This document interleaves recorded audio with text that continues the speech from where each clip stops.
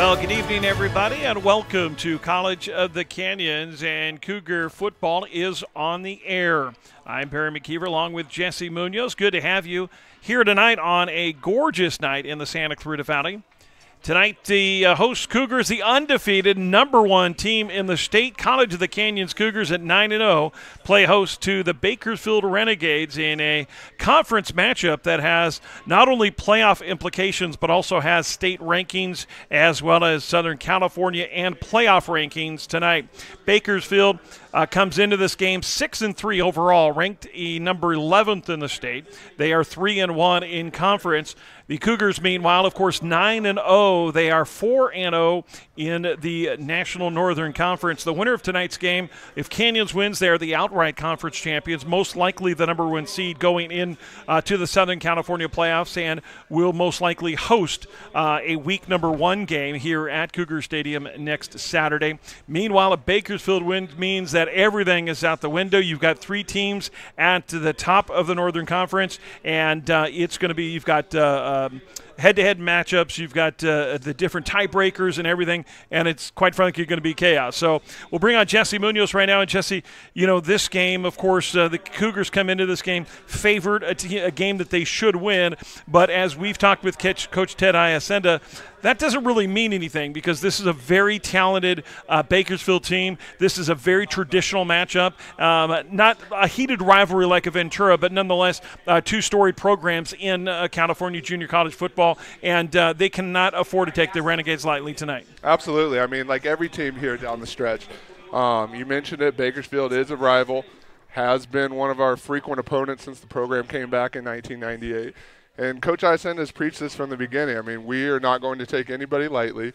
This is part of our season's goal to finish 10-0, complete the regular season, and go on and compete for a state and possibly a national championship. So not overlooking anybody here. I think we know this is going to be a tough opponent. They always are. They come in prepared. They're well coached, and you got to think they've got this game circled on their calendar.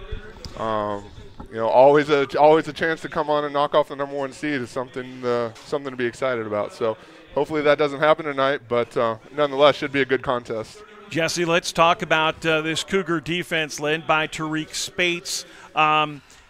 What he means to this team, and we talked earlier with Coach Ted Iacenda, but what it means to have not only I want to say senior leader, but a veteran leader in Tariq Spates, a guy that has incredibly talent. But how important is it to have a guy that is literally, and this is not a figurative thing, literally a coach on the field?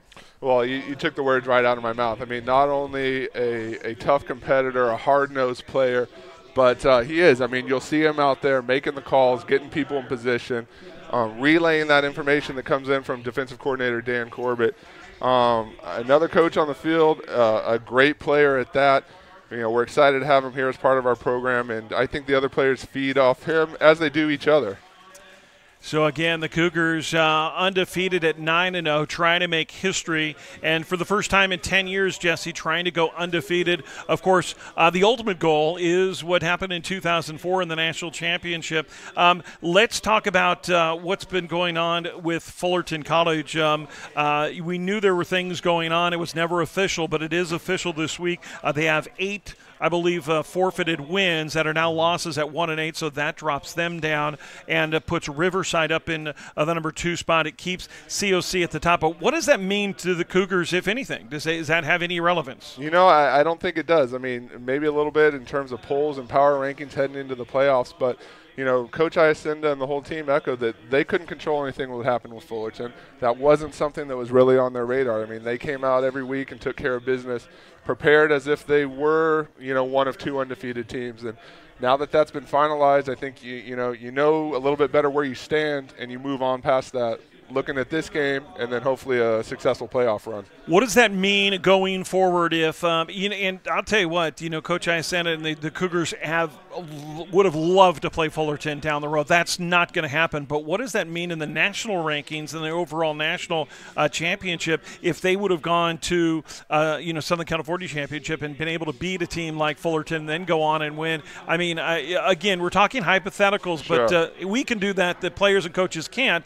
But that being said, though, does that take a little bit of the shine off, and does that mean that there is not a possible national championship in the wings, or what does that look like? I don't think so. I mean, of course, a matchup with Fullerton, you get that name recognition, you get the defending championship title that comes with it.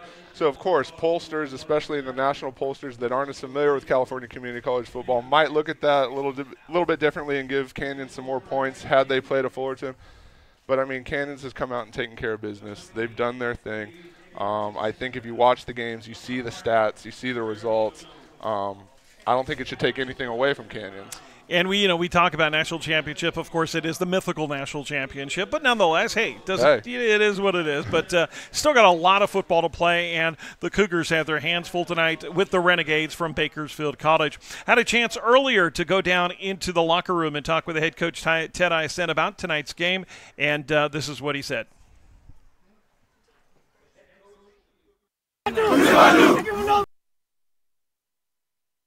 All right, here with head coach Ted Iacenda, and Coach, here you are, undefeated, 9-0, ranked #1 in the state. We've been talking all season long about the possible distractions, but this week, another big distraction. You've still got a final regular season game to play tonight against Bakersfield. How do you make sure these guys are ready for tonight? Well, it's a question you've asked me every week here, and the answer hasn't changed. Our attention to detail, our blue-collar work ethic. We show up, we clock in, and we don't take any opponent for granted. We know that we've got to play well, we've got to execute, we've got to do the little things that we've been doing all year on offense and defense and special teams. And if we do those things, I believe we'll be victorious tonight. Every week it seems like we talk about how stifling and how special this defense is. They have continued to live up to a level and been very consistent week in and week out. How excited are you that these guys come to play every night? Yeah, you know what? It is definitely a sight to see. There's no question. On the offensive side of the ball, it gives you just the confidence to call plays and not be apprehensive about certain situations because, you really have that security blanket to lean on. And they have been outstanding. There's no question. I mean, they've stifled some of the top offenses in the state, and we need another performance like that tonight because Bakersfield has an unbelievable tailback in Elijah Ortiz, and he's going to be a big challenge tonight. Now, you talk about Bakersfield, and this is not, normally you think of Bakersfield, you think of this team that has a huge defense. They've got a lot of speed, not a ton of size, but still they've got some athletes on offense. They can hurt you. This is not a game you can take lightly. Oh, no question. Coach Tootie does a tremendous job over there. This is a very disciplined program, a very proud program, and not to mention a rivalry. I mean, Canyons and Bakersfield, we go back a long ways. And those boys are going to be ready to play over there, and we've got to ratchet up our enthusiasm to match theirs. Coach, something we've talked about this season that I see on the sidelines and that you have really preached since you got here is the unity of this team. And it's so hard in the community college level to be able to get that because you have so many guys that are in and out, only 2 years with the program. How is it that this year these guys have come together? I mean, these guys truly love being together. They love playing football. They love, being part of something great. How has that happened this year? Well, it starts in the offseason. It's something that my staff and we've talked about at great lengths, and it's a part of the program that we believe is crucial. It's not just about X's and O's. It's not just about lifting and running. It's about getting these kids to buy into something that's bigger than themselves. It's about the team. It's about their brothers next to them. It's about family. And we preach those things daily, and we do a lot of things to support those beliefs, and it's a true testament to this program and my staff and our ability to get these kids to buy in and to jump in and be a part of this. And the one thing that we have seen is as your rankings have gone higher and higher and you've continued to remain undefeated, it doesn't look like this team has gotten any cockier. Their attitude hasn't changed. Their workmanlike spirit hasn't changed at all. This is still the same team here in week number 10 that we saw going at it week number 1.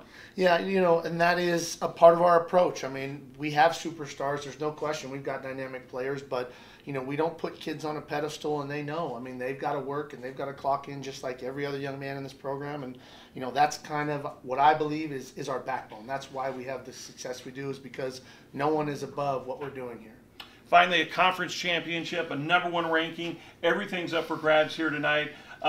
How do you make sure that these guys stay in the moment and don't get a little even over the top excited? Well, we don't hide from it. We don't run from it. We discuss it. We talk about it. I mean, it's no secret, what we're ranked. And I talk to the boys the responsibility of that ranking. And it's not meant to be tweeted on social media and rah-rah. It's, it's about playing in between the lines. And those pieces of papers really mean nothing if you don't go out and show it every Saturday night. And so, I mean, it's a conversation that is running. And like I said, it's something that we embrace. It's a challenge. And we take that responsibility seriously. All right, good luck, Coach. Thank you very much. Coach Ted Iacenda, COC, the #1 ranked team in the state tonight, taking on Bakersfield. We've got a kickoff coming up next here on SoCalCollegeSports.com.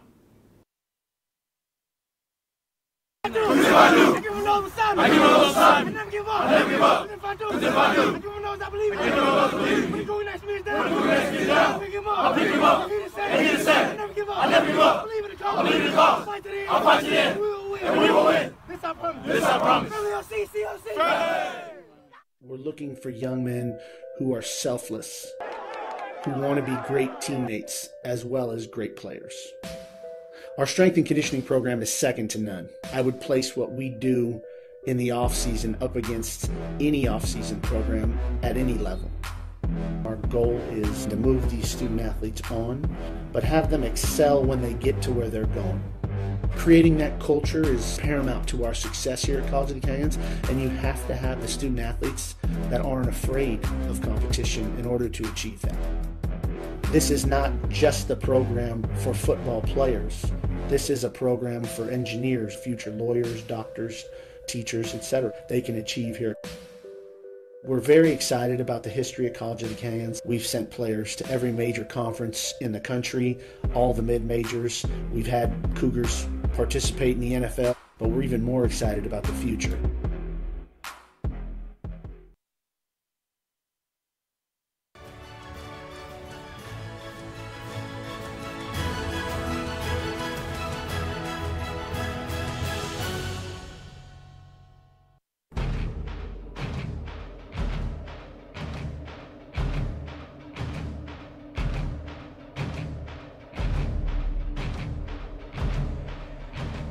You are looking live at Cougar Stadium here on the campus of College of the Canyons here in beautiful Santa Clarita, California, and a perfect night for football. Well, good evening. We're moments away from kickoff. I'm Barry McKeever along with Jesse Munoz. Our director tonight is Emery Johnson. Camera operators are Mike Nahar and Victor Espinoza. Good to have you with us all across the country and the world on the World Wide Web. And Jesse, tonight the Cougars taking on Bakersfield College, ranked number 11 in the state. The Cougars, of course, number 1. Let's talk about Bakersfield. We know they have a returning all-conference running back in Elisha Ortiz. He has over 800 yards this season. Actually, I think we're going to have a moment of silence and the national anthem, so we'll go ahead and go silent for that, and kickoff coming up in moments. Stay with us.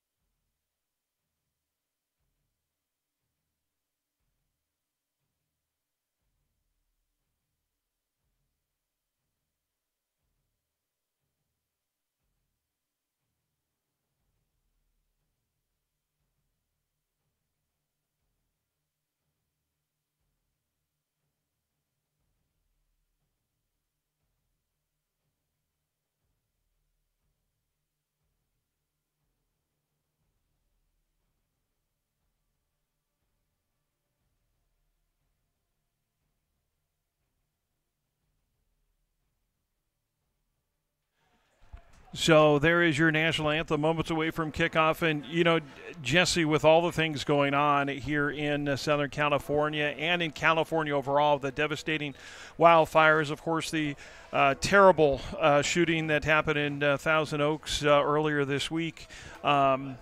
You know, it's almost like with a heavy heart, this game. But, you know, you got to move forward. You got to put that beside and some of those emotions. But, you know, speaking of that, though, we did notice earlier there, or if, for people who aren't in Santa Clarita, there is a smell of smoke. We can't smell it. That's unbearable. I talked with Coach Ted Iacenda earlier. He said he didn't think it was going to be a factor. So we hope it's not. And, of course, our thoughts and prayers are with all those families affected by the tragedies this week, all up and down California, and it's just been it's been one of those kind of terrible, surrealistic news weeks here in California. It absolutely has. You know, the Cougar family sends all their well wishes to those around the state. You know, thankfully we're blessed to come out here and watch some great Cougar football. So. Tanner Brown's going to kick it off, and a return up to the 28-yard line where the Renegades will start there. That was Cam Robinson. Our first look at Cameron Robinson. Now, Cameron Robinson, for people who don't know this guy, he ran back 2 punts for touchdowns last week alone. He had ran back three this season. He had 2 last season, also a kickoff return for a touchdown last season as well. So in the last 2 years, he's got 6 returns for touchdowns, so he's a guy to watch out for tonight. Definitely a weapon for the Renegades, and, you know, one of the important 3 factors of the game, special teams. So we'll see if the Cougars can contain him. Our first look at Elisha Ortiz. He is the returning all-conference running back, and they will give it to Ortiz on the right side. Ortiz gets wrapped up at the 30-yard line, a gain of a couple. Cougar defense over there led by Shadrick Lowry. Up front, you're going to see about 6-7 linemen between Easter, Ramirez, Peoples, Morrison, and Fanga'a. Linebackers, you're going to see you're going to see Jones, Latu, Spates, Ike, and then in the defensive backfield, Taylor and Mills are going to be on the corners, and Vukobranovic at the safety spot, Shadrick Lowry at the strong safety. Under pressure, and just throwing it out of bounds. The Cougars almost getting a sack there. I want to say that was Gio Ramirez almost got to the quarterback. That's a Bakersfield native actually playing for the Cougars, so you know he's got some friends and family in the stands here tonight. Yeah, in fact, we were talking to his dad, Giovanni, had a big tailgate earlier down in the parking lot, and really represented. It was pretty cool out there. It was like, you know, like big-time college football. Definitely fun to have that atmosphere leading into a big game like this. Had a big third down here earlier, 3rd and 9 for the Renegades at their own 30. Irby steps up, and he went across the line of scrimmage, and he's going to go down. So just a gain of 1, and the Cougar defense, that is number 1 in the state, is going to force a 3-and-out on the first drive and setting the tone. COC won the coin toss. They did elect to defer, and that's exactly why. And that's exactly what this defense does. I mean, you come out, you get the first 3-and-out, you see the guys out there swarming to the ball, getting that quarterback pressure. It's going to be tough for the Renegades all night long. Tariq Spates was in there, the leader of that Cougar defense. So low line drive and a fair catch is called for and made. Wow, that was pretty tight there. The Bakersfield cover man came down, Leroy DeShazer. Not giving him much of a cushion there, but Leroy able to get the handle on it. Yeah, you can see Ted Iacenda at the 40-yard line saying, hello. I mean, it looked like it almost was going to hit the Bakersfield cover man. Well, and you got to expect this game is going to be intense. It's going to be hard-nosed, and you know plays like that are bound to happen. So it's just a matter of containing your emotions, doing what you came out here to do, and executing. So here comes our first look of the night for the Cougar offense. Alonzo Henderson in motion. The handoff on the fly sweep to Henderson, and he gets across the 35 to the 38-yard line. That offense up front, and it looks like we're going to have Caldwell, Vinesearl, Palmer at center, Sattler and Murphy. And then at the wideouts, so we're going to see Henderson and Pierce Geron, and speaking of Jaron Pierce, and the pass to Pierce coming out of bounds up near the first down, near the 45-yard line. Nice start getting Jaron Pierce involved. That's a quick first down for the Cougars. Him and Brandon, the two biggest weapons for Egan down over the middle and down the stretch. That's just one of those confidence builders. Get it to your speedy slot, and Jaron Pierce coming to the near sidelines as actually taking his place. Latu is coming in there to put in the backfield, so they're going to put Latu. Now there's some confusion as to who goes where. Also in there, Kenny Torrance now lined up in that slot, and they run that to the far side to Brandon Pierce. Now Brandon turning the field. Here he goes, picks up a block from a quarterback. Egan with a nice block, and Pierce running that. He's going to get credited for a 4-yard carry, but he must have run about 50 yards. Look at this. Watch Egan coming out of your picture right there. Boom, pick up the block. Love to see that out of your quarterback. Do you really? Well, you you like the hard-nosed effort. You like watch the him here at the determination. 40-yard line. He's looking to pick somebody up, and then boom, right there. That's awesome. But you know what? That's indicative of this team, willing to do whatever it takes to get the win and help their teammates out here. So 2nd and 6, empty backfield for Egan. Back to pass. Rolling to his right, throws downfield as a receiver wide open, and Eby dropped it. Yeah, that's one of those ones he's going to look at in the film room on Monday. Got to reel that one in. Still early, though. Let's see.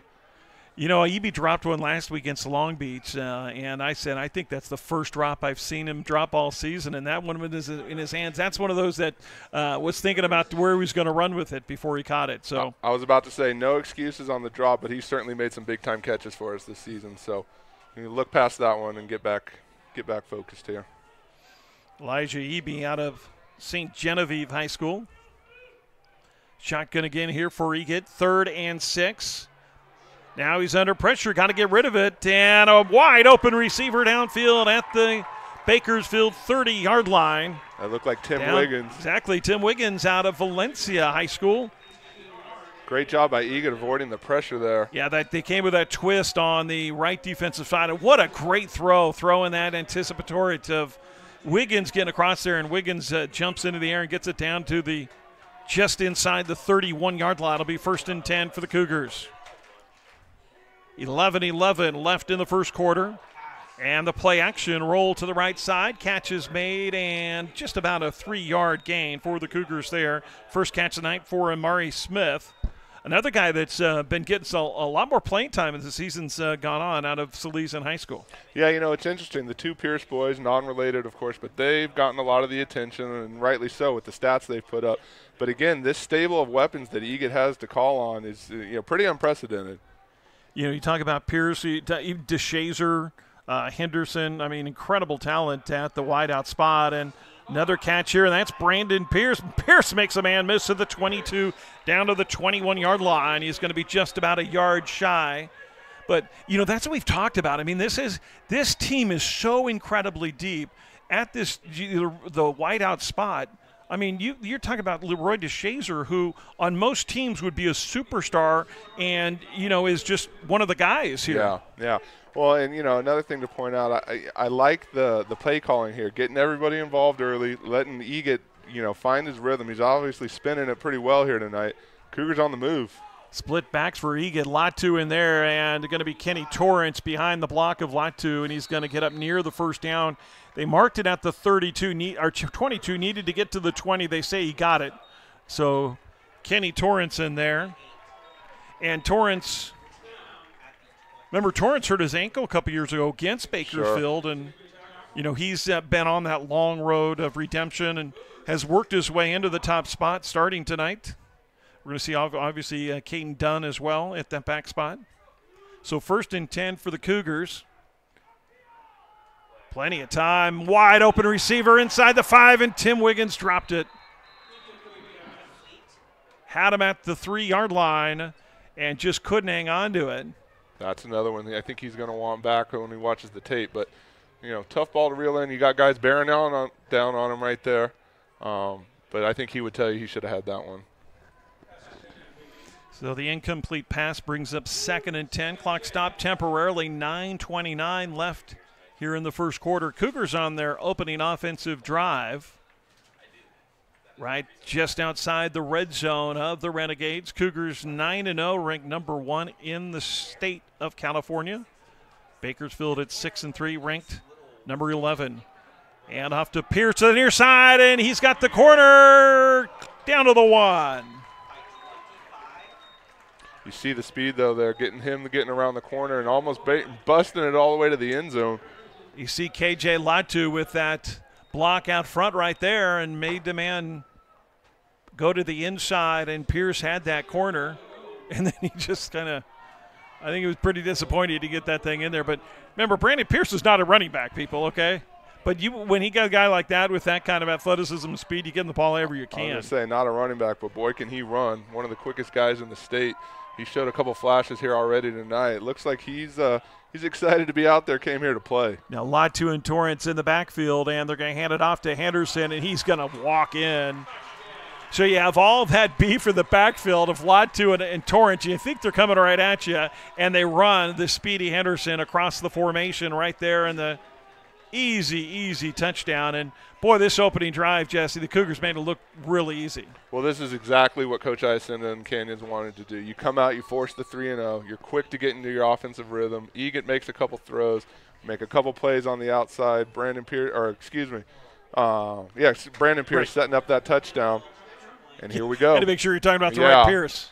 Again, no relation, but they went to Alamany together, and the PAT by Tanner Brown is good. So with 8:48 left in the first quarter, the Cougars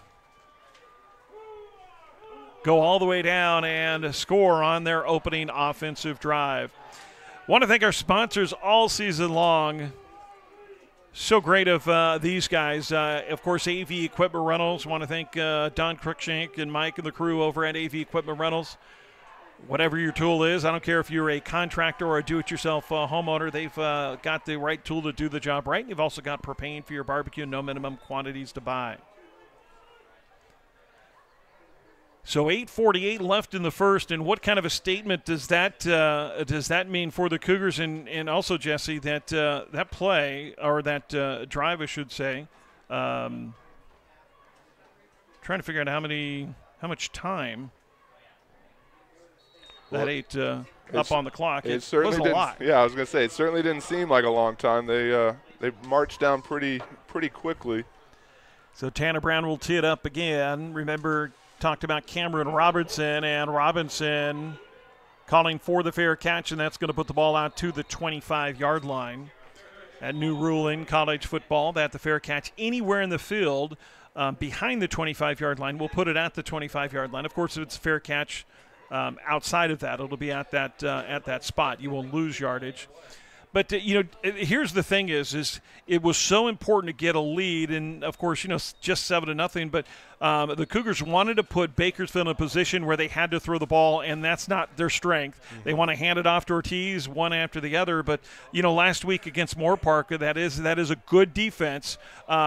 69 yards total passing and 51 yards on one play. Yeah, still in the early going here. It'll be interesting to see how Bakersfield responds.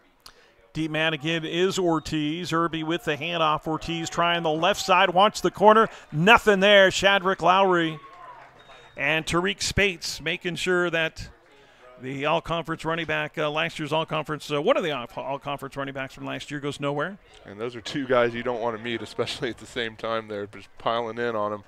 Look at that contain on Shadrick Lowry, and that contain forcing back to the inside, and that Spates is going to be pursuing.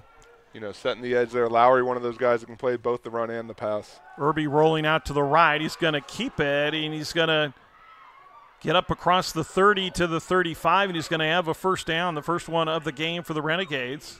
Well, he skipped, hopped, and jumped around, made his way the 10 yards needed. That'll be a first down, but not the gashing type of running play. Looks like he just tucked it and went. Never want your quarterback to take a bunch of hits, but Irby a decent runner, I should say. He will get you some yards, but he hasn't really been terribly effective through the air. 129 yards per game averaging, and they've used several quarterbacks this season. Ortiz wants the left side. He's got some room.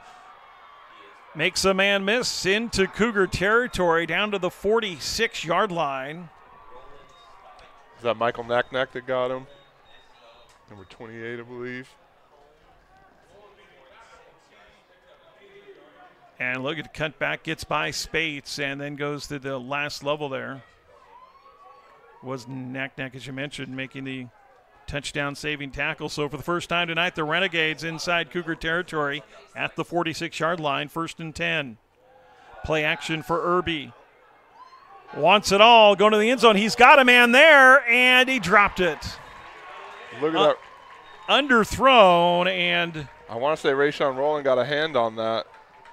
I'll tell you what, he was about 6 yards behind Rowland. Rowland may have gotten he took a bad angle right there. Yeah, he got right by him and just underthrew him. I don't think he hit it, but I think what he did is he got his hand up there. Definitely the distraction. Might not have made contact, but nice recovery. Cougars on their heels a little bit here. Interesting to see in the games past, they've had a little bit of a bend, don't break. Allowed some yardage, but kept him out of the end zone. Trying to employ that same strategy here tonight. On 2nd and 10, Ortiz tries the right side, and Ortiz breaks the tackle, and he's got another first down inside the Cougar 35. Man, there was a lot of tight blocks on the near side there, Jesse, and a lot of tied-up defenders. When you see Cedric Lowry coming all the way across the field here, pushing him out. But yeah, that could have been. That was a close one, too. He was about a yard outside of on the sideline. So that's another first down for Bakersfield. Good early test here. See what Canyons can do. See if Bakersfield's able to execute. Obviously, this is what they came in and intended to do. It's just a matter of the meeting of the wills here.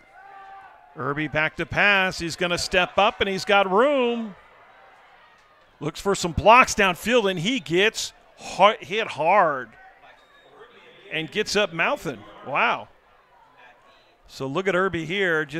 He was ready to run, and then you see the plug gets up block downfield and then takes the big hit. Yeah, he popped up with something to say. Sometimes in a game like this, taking a hard hit will actually do more to motivate you than to slow you down. But I'll tell you what, he takes a couple more of those from Shadrick, and you might be changing his tune. Shadrick Lowry bringing the pain, but another set of downs, 1st and 10 for Bakersfield now, and Ortiz tries the left side. There's Lowry again, and he's got him. Oh, check it. I'm sorry. That wasn't who was that over there? That was – I think that was Vukobradovic.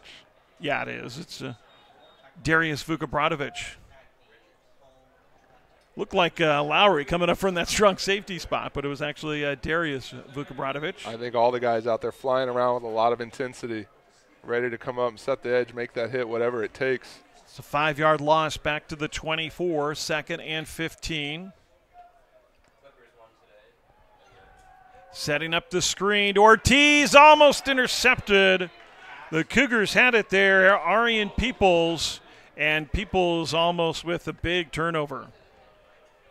You know, and I talked a little bit earlier about the bend, don't break. That was almost scripted. I mean, we saw that a couple times. Last time we were here, Cougars would, you know, have the opponent knocking on the door and then come up with a big turnover, and almost happened there again. That was well defended by the Cougars. Morrison was all over that. That defensive line sniffed it out immediately. Big third down right here. 3rd and 15. Here come the Cougars. Irby rolling to his right, has a man inside the 15, out at the 12-yard line. It's going to be shy of a first down. They need to get to the 9. Brennan Williams getting his name called here tonight. Came up with the stop. And it looks like they're going to go for the 3 points, which is a smart move here. Sure. But you mentioned Brennan Williams, another guy out of Louisiana. He is a sophomore that's getting some playing time here late in the season and doing a good job keeping him from getting that first down.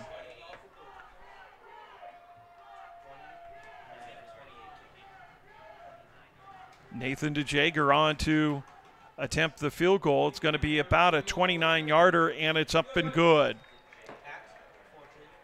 So Bakersfield with a pretty decent drive of their own. Yeah, a nice response. Did some things that I'm sure they hope to do coming in here offensively, especially running the ball.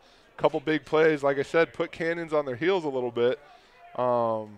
It's not typical to come down and give up a score here in the first quarter, but a lot of ball game left. And if Wyatt Egan and company are doing what they've shown here so far, I think they'll be all right. So 4:23 left in the first quarter. Again, thanks to Consumers Furniture. Consumers Furniture just down the way from Sam's Club, celebrating their 39 years locally owned and operated here in the Santa Cruz Valley. Also want to thank Salt Creek Grill. Salt Creek Grill, the best Sunday brunch in Santa Clarita, the Valencia Town Center. 20 years they've been open and got incredible. Jesse, I don't know, have you ever had the meatloaf at Salt Creek Grill? I have not. You don't think you would go to a fine dining place and get meatloaf. That is the most incredible meatloaf you'll ever have. So I will keep that in mind, that's sir. just a tip. So Bakersfield set to kick it away, and it's going to be a short kick taken at the 22 by Roland, and he's going to get across the 25 to the 26-yard line. Actually, check it. That was Khalid Taylor. Taylor out of Notre Dame High School, sophomore.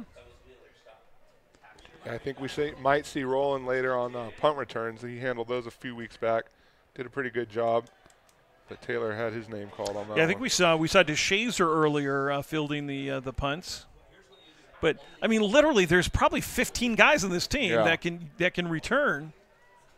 I mean, Alonzo Henderson, one of the fastest guys on the team as well. I mean, he could be returning either punts and kicks. And fumbled snap, and it looks like Bakersfield is going to get it. And the first turnover of the game goes to the Renegades, and they've got great starting field position. And I don't know if Egan was ready for this. Yeah, I don't think he ever got no, he was. He just didn't get his hands on it. Might have been looking downfield before he had the ball actually secured. Tough break. Again, Cougars with their backs to the wall here. Let's see how they respond. A turnover here would be key. But if nothing else, you try and hold them to the 3. So Bakersfield starting 1st and 10 at the Cougar 24, 4:15 left in the first. His Cougar defense has to step up right here. Setting up the screen. Now they go downfield, and it's incomplete. Overthrew. The intended receiver, Shadrick Lowry, was there on the coverage, but just they ran that jailbreak screen, and then it was just a fake, and they end up going downfield. I was going to say, you could see the defensive lineman bid on that screen, and actually if it had been, they would have played it right. But like you said, the fake, ball over the middle, just couldn't execute. Remember, Peoples had that near interception on the screen. That was the fake screen going downfield. Now 2nd and 10 after the incompletion. And the handoff straight up the middle down to the 21-yard line. That's Martin, Isaiah Martin. His first carry of the night. It's going to be a 3-yard pickup, so brings up 3rd and 7. And here we are, right back on 3rd down. Nothing to get too worried about now. Execute here, get off the field. Maybe try and hold them to a field goal attempt. We'll see if the Cougars bring an extra man on the rush, which they did last time in this position.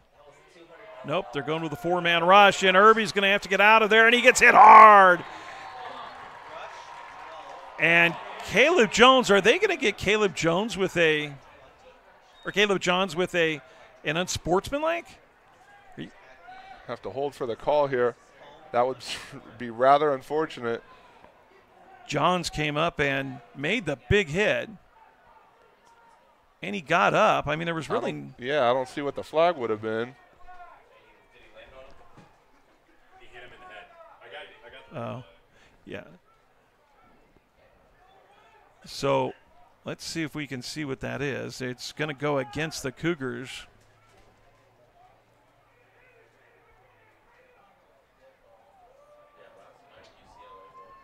After the play, personal foul, unnecessary roughness, number 93 of the defense. After distance from goal, automatic first down. So they got Fainga. Well, I'll tell you, see the replay one more time. Did we see that? There's nothing that I picked up on that one. It's going to give them the 1st and 10 at the 12-yard line. Flag is still on the field there.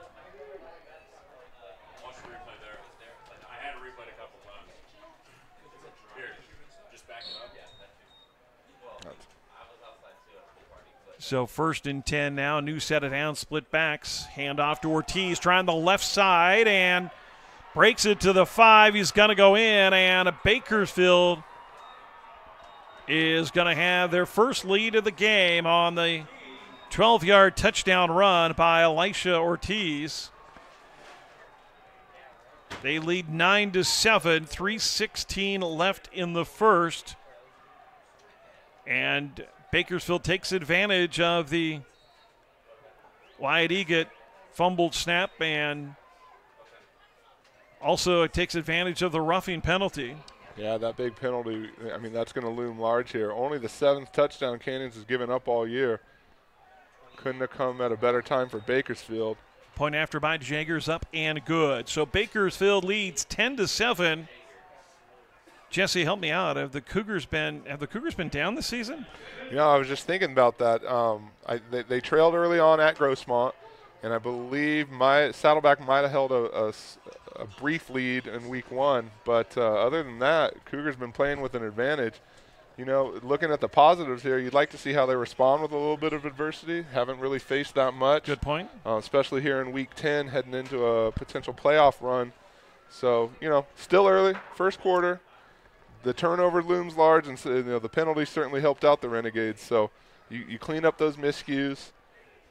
I don't think there's too much to be worried about. Thanks again to Sage Staffing for helping us out here at Cougar Football and sponsoring our broadcast. If you have any temp staffing needs, Sage Staffing are the guys to call. Smith and Taylor set to receive. It's going to be taken by Smith at the 10. Across the 20, 25, drags a man up near the 30 to the 29-yard line, where the Cougars will start 1st and 10 there. But, Jesse, how important is it that, you know, well, here's the thing. It's, you know, the Cougars had a great drive, marched down the field, and then had the fumble on the next offensive play. So, offensively, yeah, Bakersfield hasn't stopped them. Like I said, still doing their thing. A couple miscues, you clean those up. You know, you mentioned playing with the lead. Thinking back after you said that, Long Beach opened up a 7-0 lead last week in week 9, and Canyons came right back and dismantled them from there. So, low snap, flag is down, and I think we're going to have some movement on the line. I want to say that was Kilian Zierer, one of our international student athletes from Germany. Hopefully he's got some friends and family watching from overseas. Ooh. We're going to call an encroachment. Wow, call. I spoke too soon. So why did they call the play dead then? You would have liked to have seen what Egan could have done with the free play.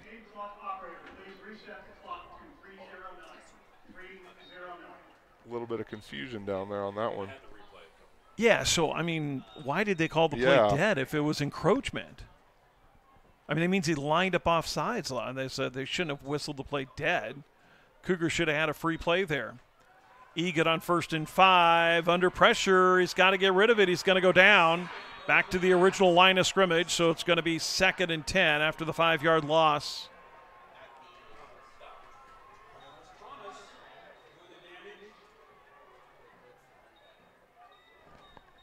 Egan kind of got twisted down there. You never like to see that. Popped up right away, though.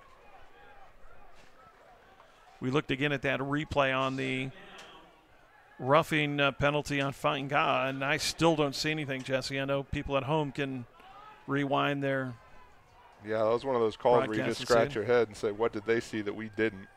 Empty backfield for Egan. Trips to the right, doubles to the left on 2nd and 10. Back to pass, under pressure again, rolling to his left. It's going to be a holding penalty. The throw downfield incomplete, intended for Brandon Pierce. And the holding penalty is going to bring it back. See the hold, well, we didn't see it there. Yeah, I saw it in live action, though. It looked like maybe Nick Harmon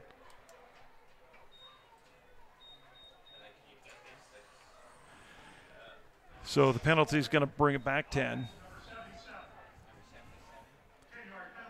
Yeah, it's Killian Zier. So they went back, got Killian on that one instead. So it sets up a 2nd and 20 as they redo second down. 2:13 left in the first. Bakersfield leading the Cougars 10-7. Egan, quick throw, left side, Henderson, and he's going to get up across the 20, maybe the 21, so just a couple yards there. It's going to set up, again, another 3rd and long situation here. Call it 18 to go.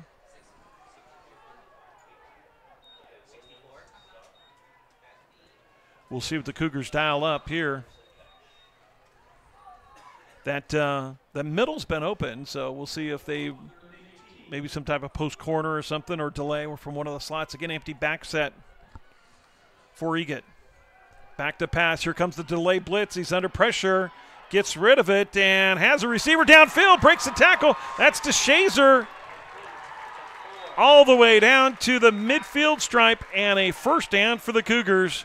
21 yards on the pass play, and that was all wide. Egan getting out of that, stepping up, and finding DeShazer downfield.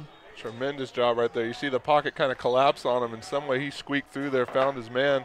I don't want to say I called it, but the middle was open, Jesse, right? They must have heard you down there, or at least in the coaching box. I would hope so. But that's a big play. Not only you pick up the first down, but you get Leroy involved. You get Egan a little bit more confidence. Kenny Torrance on the handoff on first down, gets a big chunk down to the – oh, and we've got an injury there. One of the Cougars' offensive linemen. I think that's Weinzierl. Philipp Weinzierl, you mentioned the Germans. He's from Regensburg, Germany. 6'3", 324 pounds. Torrance got it down to the 45-yard line, so they're attending to Weinzierl. Cougars taking a knee on their sideline. You never like to see this. You see Keanu Caldwell there, who got the start. I know Justice Spates had the ankle injury last week, but the offensive line has been fairly fortunate as far as injuries, Jesse. And another place, though, that they do have some guys that they can move around and fill in. Weinzierl looks like a shoulder there holding that the left wing. Might have just hit the turf a little hard. Yeah, I mean, you mentioned the offensive line, another one of these units that doesn't probably get as much press and attention as they should, but they're a hard-nosed group, come to play every week, and a major part of the success of this year's team. You know, we talk about all those receivers, but if you don't have time to throw to them, it's kind of pointless. Torrance back in there in the backfield. They're going to move him now to the right side. Egan deep across the middle, has DeShazer again inside the 15 to the 11-yard line. Leroy DeShazer having a great night, his 3rd catch already of the night, and he was open again over the deep middle, Jesse. Well, and just like that, right across midfield, knocking on the door again. 2 big plays for DeShazer. Egan continues to impress. Look at that ball right over the middle between the 2 defenders. Cougars with a bit of a hurry up, back up to the line already. So they've got 1st and goal. It was right marked at the 10-yard line, so they're going to put the first down markers down, and it'll be 1st and goal from the 10, and now we've got a whistle, and the quarter has ended. So after one, Bakersfield leading COC 10-7, but the Cougars are knocking on the door again. I want to thank Vista Canyon for supporting Cougar football and supporting their season here. Vista Canyon, an incredible new development on the east side of town. Also, thanks to our friends Chick-fil-A in the Valencia Town Center. Now open Monday through Saturday till 11 o'clock. I did mention AV Equipment, Consumers Furniture, and the like. We do want to mention, though, that tonight's game, obviously, huge implications in both the conference, the national, the state rankings. Cougars at number 1, Bakersfield at number 11. Jesse, if the Cougars win tonight, they will most likely get the number 1 seed. They will host most likely they will host a game next Saturday right here at COC.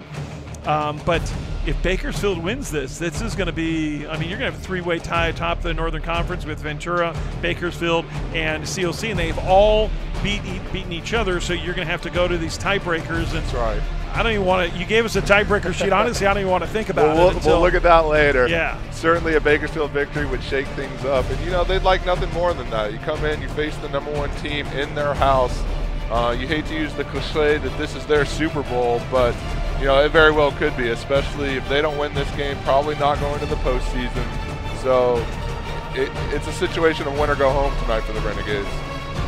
So first and goal at the 10-yard line. Hand off to Torrance, left side, gets down inside the 5. He's into the end zone. Touchdown, Cougars.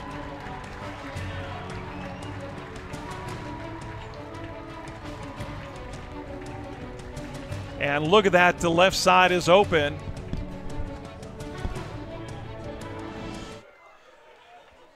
And Kenny Torrance made it look easy there, Jesse, and just putting the head down to the big fella. That, again, look at the blocks up front. They were blitzing at that inside linebacker. They hit that left side. He cut it right back up the middle. He's a tough man to bring down. And Latu in there as the lead blocker, always a threat to hit somebody and clear the way. So Tanner Brown sent to give the Cougars, well, they already have back the lead, but to extend that lead back up to 4 points, and he does. So the point after is good, and he remains perfect on the season, and the Cougars now lead 14-10. That was just the first play of the second quarter, 14:55 left. And, you know, Jesse, we were talking about the game next week if the Cougars do, in fact, win. But if in fact they do win, they will be ranked #1 in the state. They'll be ranked #1 in Southern California. So if they do win the following week, they'll host another. It could be 2 possible playoff games hosted here at Cougar Stadium. Sure. I mean, that's what it's looking like. You don't want to get too ahead of ourselves here. A lot of action to play here tonight. But a #1 seed would host throughout the playoffs, which is certainly advantageous to whoever that might be. And a win, a part of history here. This would be the 4th season at 10-0. Last season was 10 years ago, 2008. Yes, they would actually be the 5th team in program history. Oh, 5th. I'm sorry. Okay. But you're correct. Last time that happened was in 2008. So 04, 05, 06, and 08, right?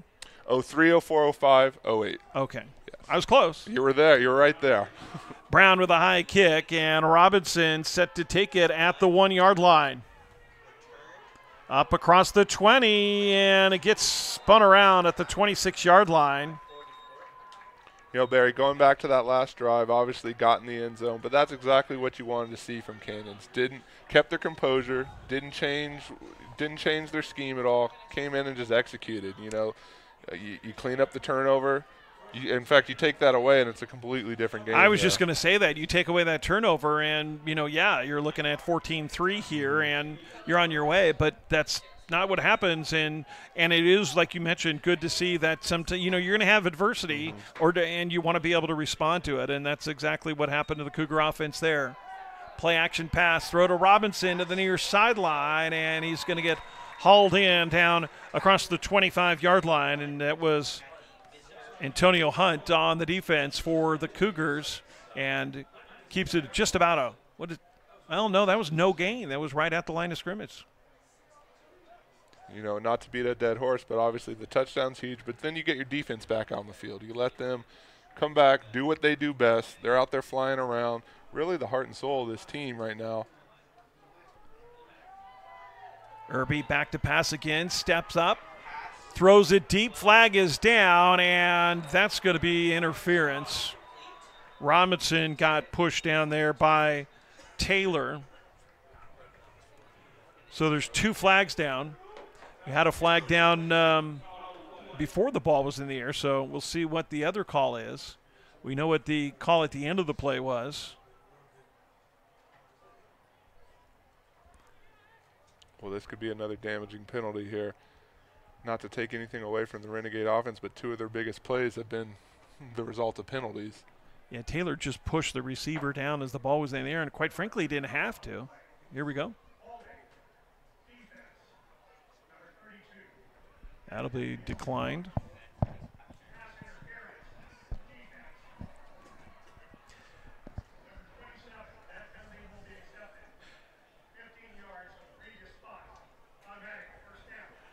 So the 15-yard penalty, bring it up across the 40 to the 41-yard line. It'll be 1st and 10 for Bakersfield there. You know, Irby tonight just 2 of 6 for 17 yards. Now they have 10 points on the board, but they only have 17 yards passing. And again, the penalties and the turnover puts them on a short field. Irby, quick handoff to the right side to Ortiz, and nothing going there. He may have lost a yard back to the 40-yard line, but I think they'll give him the mythical forward progress back to the line of scrimmage. He didn't even get back to the line of scrimmage. Good coverage there by that defense, led by Tyler Richardson. And, you know, we talk about, again, all these linebackers. There's Tyler Richardson in there, and yeah, just so many names that we call out on a week-to-week basis. Not one guy you really single out. Again, Ortiz up the middle, breaks a tackle in the backfield, but he's going to get a yard or two, and that's it. And again, up front, that was Fainga'a, also in there, Peoples. And just as, you know, they make those defensive linemen make the play, man, they go to the sidelines and a fresh set coming in. And that's tough for an offensive line, knowing you're facing a different guy, you know, every other play. 3rd and 8 now for the Renegades. 13 minutes left in the first half.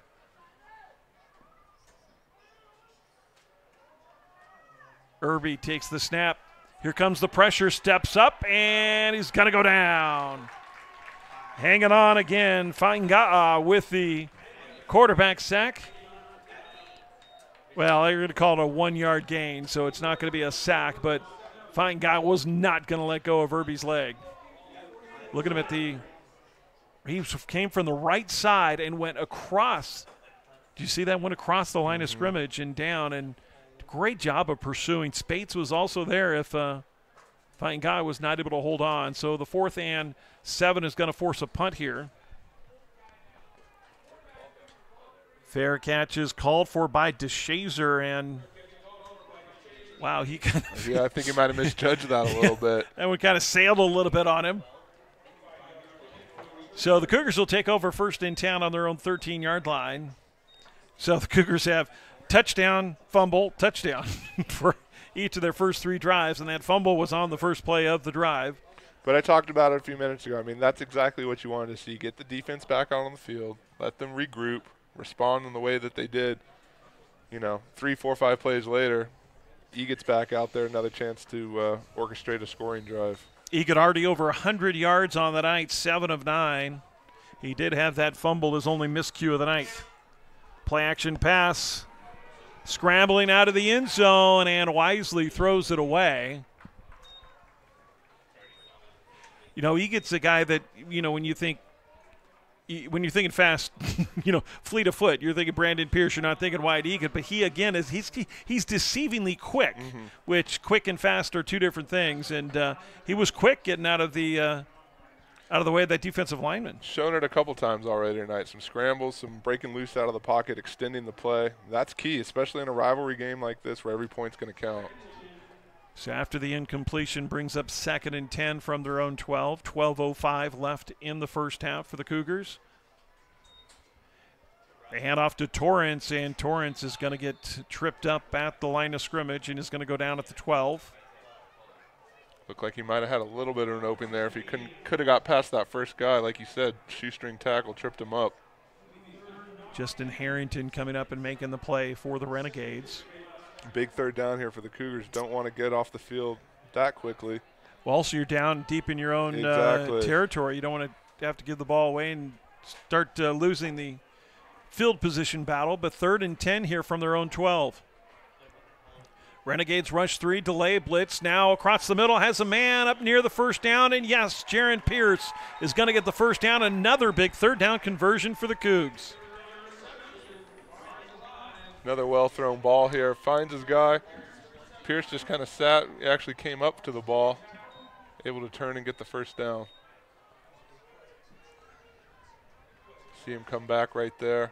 Gosh, always coming back to help out your receiver or help your quarterback. That's huge. Inside handoff, and Torrance is going to get up across the 25 near the 29-yard line. We'll see where they mark him, and they'll get it put it at the 29, so it's a 4-yard pickup for Kenny Torrance. The Cougars 4 for 4 tonight on third down, Jesse. Oh, that's a huge stat. I mean, to be able to prolong these drives, keep your offense on the field, gas the Renegade defense. You know, that's going to – we're still early on here in the second quarter, but that's going to leave large. Another fumble, and looks like Bakersfield has it. The fumble on the exchange from Egan to Torrance. And, oh, actually, that was Pierce. I'm sorry, on the fly sweep. Trying to see what happened here. Oh, I think Pierce just ran into him. A bit of a collision there. He was coming across in motion. I don't think the handoff was for him necessarily. So for the second time tonight, the Cougars have fumbled deep in their own territory, and another short field for the Renegades here. Will take over 1st and 10 at the Cougar 24-yard line. Again, one of those miscues you hate to see. Bakersfield's going to be all over that. After the last fumble, the Cougars defense couldn't keep him out of the end zone.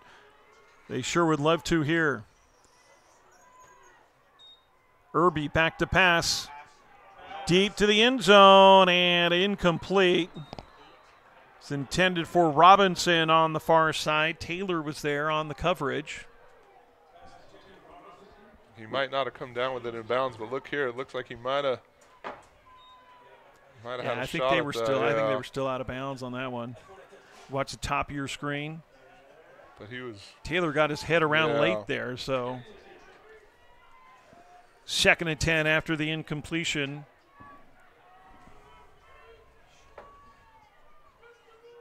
Split backs for Irby. Handoff as he falls down, and Ortiz has the left side. Nobody is home, and he walks into the end zone. 24-yard touchdown, and the Renegades take the lead right back. There was just nobody home over on the right side of the Cougar defense. And it's got the corner. Nobody's there. Yeah, left tackle sealed the edge, and like you said, nobody else there to help. Yeah, you saw Vukobradovic come inside, and he got sealed, and they were locking Hunt on the edge, and Spates got sealed as well, and Ortiz uses his speed to get into the end zone, his 2nd touchdown of the night. And the point after is up, and it is good. So Bakersfield back up 17-14. They now have 2 touchdowns off of Cougar fumbles. Oh, and we got a ball game here. I mean, no one thought this was going to be easy. Bakersfield, like you said, making the most of their opportunities, playing with the short field on the 2 turnovers. Interesting to see, Canyon's already responded once. No doubt they will look to respond here again. Want to thank Consumers Furniture, who's celebrating 39 years in the Santa Cruz Valley, sponsoring Cougar football here. Largest leather furniture gallery in the Santa Cruz Valley, also AV Equipment Rental. AV Equipment Rentals has the right tool to do the job right and propane for your barbecue, and there's no minimum quantities to buy. So Bakersfield will kick it off here. Up 17-14 over the number 1 team of the state. Bakersfield coming into this game ranked number 11. Smith set to take it. Check it. That is Taylor, and Taylor is going to get wrapped up around the 21, maybe the 22-yard line. And Jesse, one thing we talked about is the Cougars really wanted to get the lead and force Bakersfield to throw the ball, but you can't do that when you keep giving the ball up. And I don't know if you've noticed, but it looks like Bakersfield has a little bit of extra, oomph in their step tonight. They've definitely got some excitement, and the Cougars are going to have to fight through that. Yeah, I mean, that's expected. Look, anytime you're the number 1 team in the state, gunning for a perfect season, you're going to have a target on your back, and I think that's what happened. Bakersfield's come in here ready to play. Dunn in there for the first time, and he's going to take the handoff to the right side, and finally stopped, and there's going to be a late penalty. That was just a silly penalty by Bakersfield. I mean, you got all the momentum in the world, and you're going to get a free 15 yards here after everybody heard the whistle. no point in that. Well, you said a little bit extra oomph in their step and, you know, maybe getting a little bit too hyped up there. Holden Williams out of Taft High School, the 6'3", 280-pound freshman. And those are the kind of penalties that make you cringe. Well, and also for Canyons, the type of penalties that maybe help swing the momentum a little bit, get this offense a little bit of a boost before they're actually able to get back into rhythm. Free 10 yards never hurts. So 1st and 10 for the Cougars at the 42-yard line.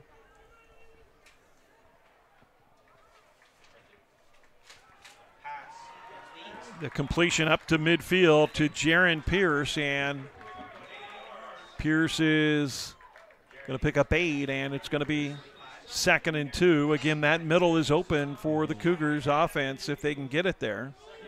I mean, you watch how this game has unfolded. Other than the turnovers, Canyons has pretty much done what they wanted and hit who they've wanted. You know, we talked about the weapons. Eagle's been able to find his guys either over the middle or down the sideline. Big plays all around. You see Latu coming in at the back to provide some extra protection.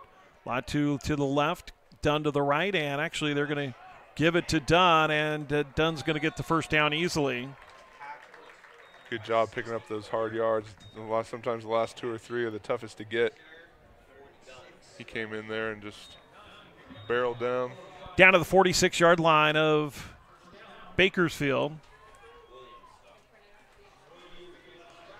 8:45 left in the first half. COC giving up more points in the first half than they have all season long. Done down inside the 45 to the 44. Some tough going there, but I mean, we've never seen the Cougars give up 17 points. In fact, is 16 the most that the Cougar defense has given up all season long? Yeah, you know, gave up 14 at Grossmont, and like I said, that was 2 early touchdowns in the first quarter before Canyons really, regained its composure. But, yeah, this is definitely uncharted territory for the Cougars. And, again, not what you want to see, but if you can respond and overcome that adversity, you take it as a positive, especially heading in to the stretch run of the season. Now, I say that, and penalties aren't going to help that effort, but – so the 5-yard procedure penalty puts it back out to the 49-yard line. So you're going to set up 2nd and 14 for the Cougars. Dunn still in there at the back position. Inside 8 minutes left in the first half. Wyatt Egan already 124 yards on the night. And the handoff to Dunn. He breaks the tackle down up into the 40-yard line near the 39. Dunn's running hard out there, making the most of his opportunities. Watch the blocking up front. Jordan Palmer at that center spot, just sealing that inside, and Dunn making the most of it. The carry all the way down to the third, so they're going to put it at the 39-yard line. He needs to get to the 36 for the first down. Another third down for the Cougars. They are 4 for 4 on the night on third down here. 3rd and call it 3. This is a big one. They're all important, but this one could be big. Not much time on the play clock. They snap it with 2 seconds left. Egan pumps once, still looking under pressure, still moving, looking downfield, throws it up. He's got a man. Catch is made by Jaron Pierce inside the 15 to the 12-yard line. Wow, once again, you see here, Egan scrambling around a little bit, feels the pressure, reverses course. Here he comes, and maybe that's not the type of throw you like to see, but it worked on that one. Jaron Pierce. I think he was throwing for Brandon Pierce. Well, look, Brandon Pierce is there, and Jaron comes over and gets it, and he had Pierce on the mind regardless. Oh, hold everything.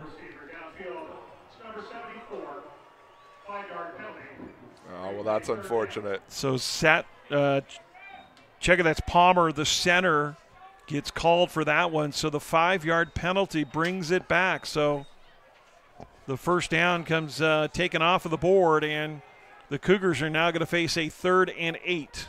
And I think that's just a situation where you're blocking, fighting, and you don't really realize you're making your way downfield. That's too bad. Empty backfield for Egan.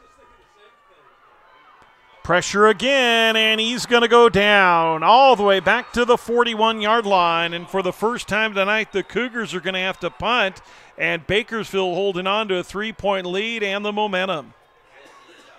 Yeah, you saw Egan again, tried to get away from that one. Just 50 got a hand on him and was able to slow him up enough for the rest of his buddies to get there. That's Devin Zinn, and Zinn was the one that he was running away from on the last play. Zinn out of Independence High School. Caldwell just not able to handle him on the edge. Important to execute here. Get the punt off. Tanner Brown drops the snap, but gets it up, and it's a high, short one. Roberson calls for the fair catch, and now he's going to let it bounce. And it's going to take a sideways bounce inside the 25 to the 24. There is a flag on the play down around the 47, 48-yard line.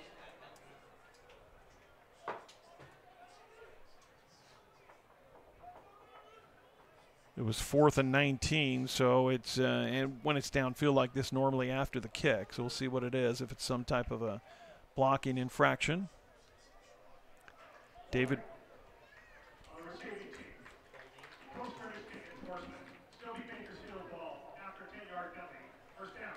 David Batista, the referee, giving us the call. So the 10 yards is going to be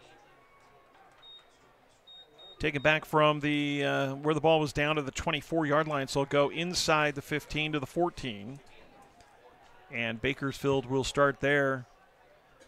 And again, this Cougar defense, and you really want them to just stop here, keep them back in their own red zone. 5:39 left in the first half.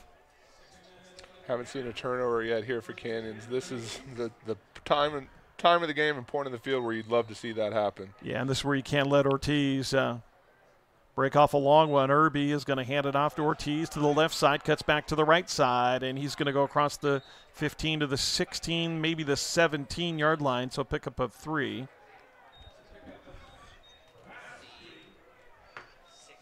You hold them to short yardage there. You try and do the same here. Set up that 3rd and long. Coach Corbett can dial up his pass rush, and I think that's where the turnovers come. So 2nd and 7 after the 3-yard pickup. Bakersfield taking plenty of time, coming up on 5 minutes left in the first half. Play action, Irby back to pass. He's got a ton of time across the middle. Incomplete. There were 2 players that got tripped up. Looked like just incidental contact as Jock Vukobradovic was down there. So brings up 3rd and 7. We'll see where the Vukobradovic, that was just probably an uncatchable ball. It just went over, sailed over everybody. But see, Vukobradovic was looking at the ball and just cut off the receiver, and they tripped up each other. Receiver downfield was Austin. So here we go. We talked about it. 3rd and long. 3rd and 7 for the Renegades at their own 17-yard line. And the delay handoff to Ortiz. He's got the corner. And a first down across the 25 to the 26-yard line. I think Shadrack Lowry was excited about the hit there, but Renegades still came up with the first down. You see Shadrack following the play coming up. He's going to explode into the ball carrier here. Boom. Got just enough for the first down. So the pickup of 11 yards and a first down up to the 27-yard line.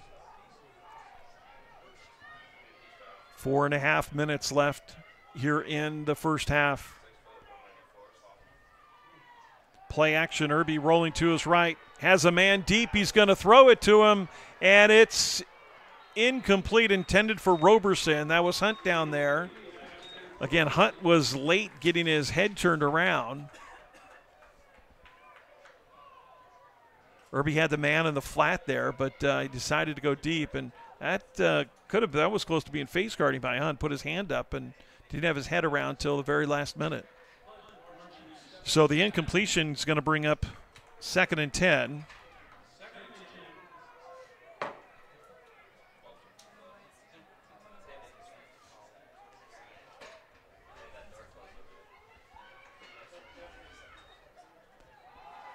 Hand off the left side and nothing going there. Back to the line of scrimmage barely was Martin, his second carry of the night. I want to say that was Latu with the takedown, but there was a lot of bodies there. Cougars starting to swarm to the ball. It's actually going to be a loss back to the 26. And again, here's the 3rd and long. You got to expect some sort of a pass rush here, maybe a blitz. Ortiz back there. Remember, 3rd and long last time. They went on the delay handoff to him. 3rd and 11. They're set up the screen to Ortiz. He's got a lot of room and blockers in front of him. And another first down up near the 40-yard line. Lowry pushed him out of bounds, but not until he got enough for the first. Renegades with some effective play calling on the 3rd and long. Like you said, the delayed handoff, then the screen. Set it up, and so far have executed on both. They mark him out at the 41-yard line. Will be 1st and 10. Clock continues to run. 3:15 left in the first half. Ortiz still in there at the deep man to the right of Irby. Handoff again. Ortiz left side, and he's inside Cougar territory near another first down, and he's got it. 11-yard pickup, and they move the chains again. And Jesse, this is the first time we've seen any offense move the ball like the Renegades have tonight on the ground. Yeah, I mean, certainly they found their rhythm. I mean, you see there off the left side, I didn't see the hole right away, but then on the replay, boom, it was wide open. Cougars, like I said, need to come up with something here. A turnover would be clutch. Again, Ortiz left side, and he picks up a block and squeezes through a slight gap there. Gets down near the, caught him out, it looks like at the 43-yard line, so it's going to be a pickup of 5 yards. It'll be 2nd and 5. Bakersfield doing exactly what they want to do. You know, the majority of our turnovers have been forced through the passing game. And if they keep the ball on the ground, that takes away those opportunities. And now clock is approaching 2 minutes, so the Renegades winding down in the first half here. Split backs for Irby. Takes it himself, breaks a tackle in the backfield, and he's going to be close to a first. Actually, they're going to call him about 2 yards shy of a first down, so it's going to be 3rd and 2 now. They need to get to the 38-yard line. Bakersfield holding on to a 17-14 lead. Cougars have never been down at halftime this season. They do get the ball to start the second half. 1:25 and counting. Ortiz, play action. Irby's going to keep it himself, and he's got the first down and then some. Inside the 30 to the 25-yard line. They'll mark him down near the 27.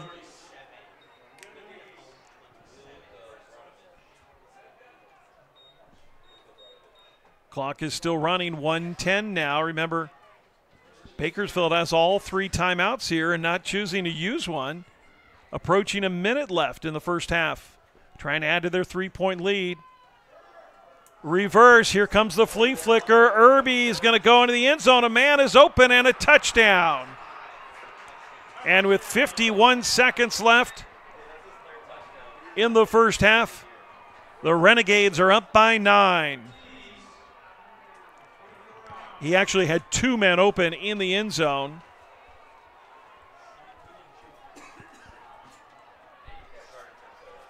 And that one goes to Ortiz, and Roberson was also open in the end zone. And this Cougar defense, for the first time this season, is reeling. 51 seconds left.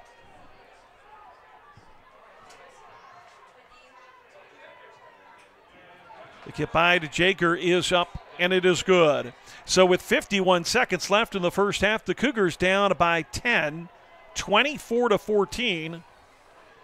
And, Jesse, we talked about it. The Cougars all season long had been avoiding the letdown, and it looks like tonight there's some miscues. They've had the 2 fumbles, obviously, that have led to 14 points, and the defense tonight just Bakersfield has a little bit of a misdirection. The play action has worked well. The delays, the screen, been a lot of different play calling has been very effective for Bakersfield tonight. Sure, and I think that's what Bakersfield came in and intended to do. I mean, they've had the good fortune of those turnovers, but really offensively, they've done exactly what the Cougars expected. Canyon's faced a little bit of adversity. It's still early. Like I said, backs to the wall. A lot of time here. I wouldn't be surprised to see the Cougars push the ball downfield, try and get one heading into halftime. And then there'll certainly be some adjustments here in the second half. Coach I is going to talk to his guys, get them settled down. I would be very surprised if I came out and saw the same type of performance in relation to the penalties and the turnovers as we have here in the first half. So with 51 seconds left, that is enough time to get something going, and this is going to help. That's a nice break. So the ball out of bounds will come up to the 35-yard line, and with a full allotment of timeouts, the Cougars are going to have 51 seconds to try to cut into that 10-point lead. And you do have the 2-for-1 here because they get the ball to start the second half, or they get to choose, and obviously they're going to take the kickoff, but they get to start the second half with that as well. So we'll see what the Cougars can dial up here. Well, and I think for a lot of other teams, a 10-point deficit, you've had those mistakes. You might start to freak out. You might start to change your approach. But for College of the Canyons, they're going to stick with what they've done all year long, and that's, move the ball down the field and play lights-out defense. Dunn's in there to the left of Egat, triple receivers to the left. They've been able to get pressure on Egat all night. Back to pass. Egat across the middle, catch is made by DeShazer inside Bakersfield territory down to the 47-yard line. And here we go. One play, you're across midfield. Haven't found an answer for Leroy DeShazer all night long. Good coverage by the line. They have Cougars have called a timeout, so the clock is stopped with 44 seconds left. See that right to DeShazer, just the delay route to the inside, and that interior has been open. And that's the luxury. You have those timeouts here down the stretch. You can take those shots over the middle and not have to worry about rushing back up to the line. Fano Maui with the coverage and the tackle there. And tell you what, if he doesn't trip him up there, DeShazer's got another maybe even 10, 15 yards. Yeah, and looking at the play also, I want to say Pierce was open down the sideline. He was just keying on DeShazer on that one. So some options out there. Again, nothing to get too worried about. Get back to what you do well. Egat's in control here. Let's try and punch one in heading into the halftime locker room. So the Cougars back on the field here.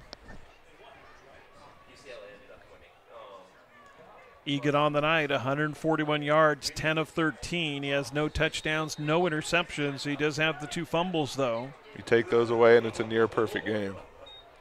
Back to pass, Egat. Scrambling. He's going to throw it downfield. He had a man open and couldn't get to him.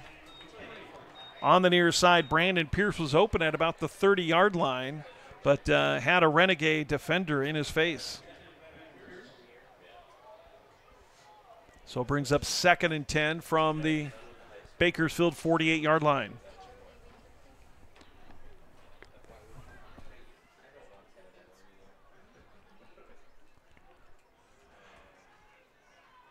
So triple receivers to the left side for Egat. 10 seconds on the play clock. Back to pass across the middle. Has Jaron Pierce. Pierce running to the far sidelines. He's going to be out at the 41-yard line. So going to be about a 3 yards. So 7-yard pickup. 3rd and 3 now with 30 seconds left. Good situational awareness. Got the most he could out of that play and then headed to the sidelines. Another big 3rd down. I know I keep saying that, and they all loom large here, but this is really key, especially you want to get some more points on the board, approaching Tanner Brown's range right now. Brandon Pierce line up in the slot. So Brandon number 9, Jaron number 11. Again, no relation. Egat back to pass, looking to the Pierces, steps up and actually going to throw it and overthrows his intended receiver. He had him at the 25-yard line, and that was Jaron Pierce, and Jaron was open. Yeah, that's tough. Just overthrew it, put a little bit too much on it. That would have been nice. So sets up 4th and 3 with 24 seconds left here, and everything says the Cougars are going to go for it. Ted Iacenda, I think, is going to call a timeout here, or no, let's see. They're going to go for it here. So play clock down to 12. 4th and 3. Egan back to pass. Looking downfield, has a man, he dropped it. Jaron Pierce to the 28-yard line was wide open, and he dropped it. And with 18 seconds left, the Cougars are going to turn it over on downs. Yeah, and that's another one you're going to circle and look at come film time on Monday. But, Cougars had their whole playbook open, went right back over the middle. That's what's been working for them best tonight. Just couldn't haul it in. He knew he was going to take a lick trying to get that ball put away, and in doing that just took his eye off it for a second. And now Bakersfield is going to be in the victory formation here in the first half, and they're just going to take an E and in the first half up by 10. So the teams are going to go to the locker room, and for the first time the Cougars are down at half, 24-14. Bakersfield with the 10-point lead going to halftime, and a lot of work for the Cougars and the Ted Iacenda staff, and the number 1 team in the state down by 10 at half. Stay tuned. We'll come up with our halftime report, and we'll give you all the stats and highlights and much more. 24-14, Bakersfield over COC. You're watching SoCalCollegeSports.com.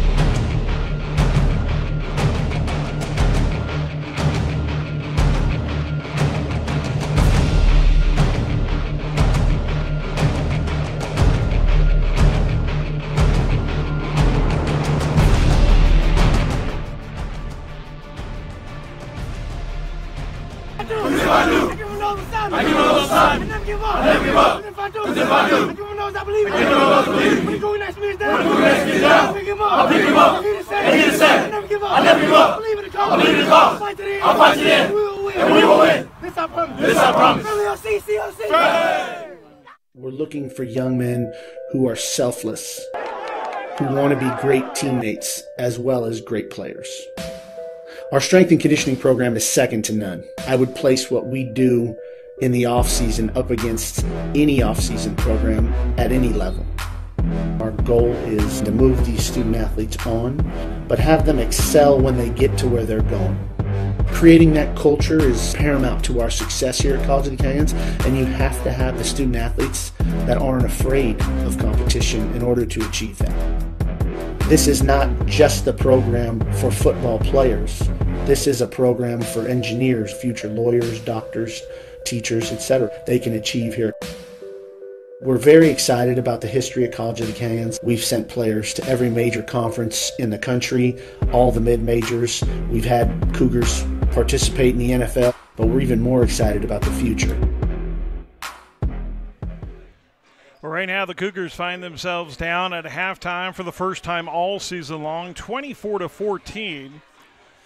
In the first half, the Cougars started things off really well. On defense, they forced a 3-and-out by Bakersfield and then came back on their first offensive possession, went 11 plays, 65 yards in 4.5 minutes, and capped off by an Alonzo Henderson 1-yard run. The Cougars were up 7-0 after Tanner Brown hit the point after. But Bakersfield came back on the next drive and kicked a 29-yard field goal after going 63 yards on 9 plays in 4.5 minutes. And then the very next offensive play, the White Eagle dropped the snap, and Bakersfield, after 4 plays, went 12 yards, and Elisha Ortiz with a 12-yard touchdown run, and the point after was good. And Bakersfield had their first lead of the game, 10-7, and then COC came back, and they went their own drive, 71 yards on 6 plays, 3-14, capped off by a Kenny Torrance 10-yard run. Point after by Tanner Brown was good. And the Cougars back on top 14-10. But then again, the Cougars fumbled the ball on the exchange from Egan to Henderson, or Pierce, I should say. And 2 plays in 24 yards later, Elisha Ortiz went in for his second touchdown of the game. And Bakersfield was up at that point after 17-14. But then the Bakersfield, right there before the end of the half, they went 11 plays, 86 yards, 4 minutes and 48 seconds, capped off by another Elisha Ortiz touchdown. This one a 27-yard screen pass from Jacob Irby, and the Jager point after was good. And with 51 seconds left in the half, the Bakersfield Renegades up 24-14 over the Cougars, and that's where it stands right now. And, Jesse, as you look at the stat rundown, it's relatively equal. The biggest difference, actually, look at the yards. The first down's 12-12. Total yards 192 to 195. Slight advantage for Bakersfield. Net yards passing, it's more passing for the Cougars, 148 to only 58 for Bakersfield. But Bakersfield, obviously, with the advantage on rushing, 137 to 44 for the Cougars. But the biggest number there is fumbles and number lost. 2 fumbles, both of them lost. Time of possession is only 3 seconds apart. Yeah. This game statistically is dead even. The difference being the 2 fumbles that they turned into 14 points, and that's your 10-point lead right now. What are the Cougars going to have to do? Obviously, other than not turn the ball over, but what are they going to have to do here in the second half? Well, like you said, statistically what we expected. Canyons throws the ball, Bakersfield runs the ball. Tale of 2 turnovers here in the early going. Bakersfield with the long scoring drive. But, I think for Canyons, you clean up the penalties.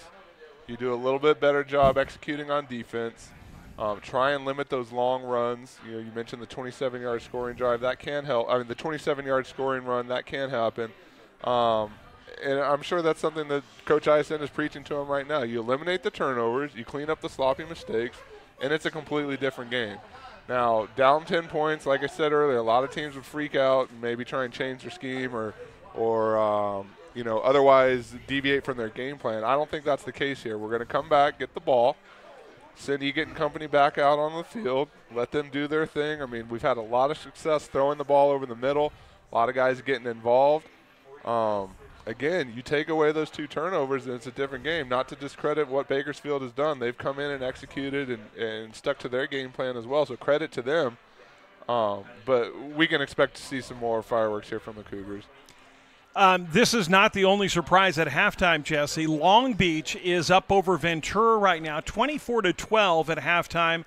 That is quite surprising as well. So it comes down to if Bakersfield does win, and Ventura won, we talked it would be a 3-way tie. But if Ventura loses, you have a 2-way tie for the lead, and Bakersfield would win on a head-to-head, and they would be the conference champion. So there's a lot of things going on right now. It's a fluid situation. But I think the biggest thing, though, Jesse, is before, Cougar fans all over get a little bit worried. I mean, you never want your team down. But on the other hand, though, has there ever been a team in history that's either gone undefeated or won a ton or won every game that hasn't had these challenges? And you're going to have halves, you're going to have quarters where you don't play very well, and another team comes out to play, and the chances of that happening as the season goes longer, the better those chances are, especially against. And we talked about it. Bakersfield is a good team. Yes, they're only 6-3, but remember.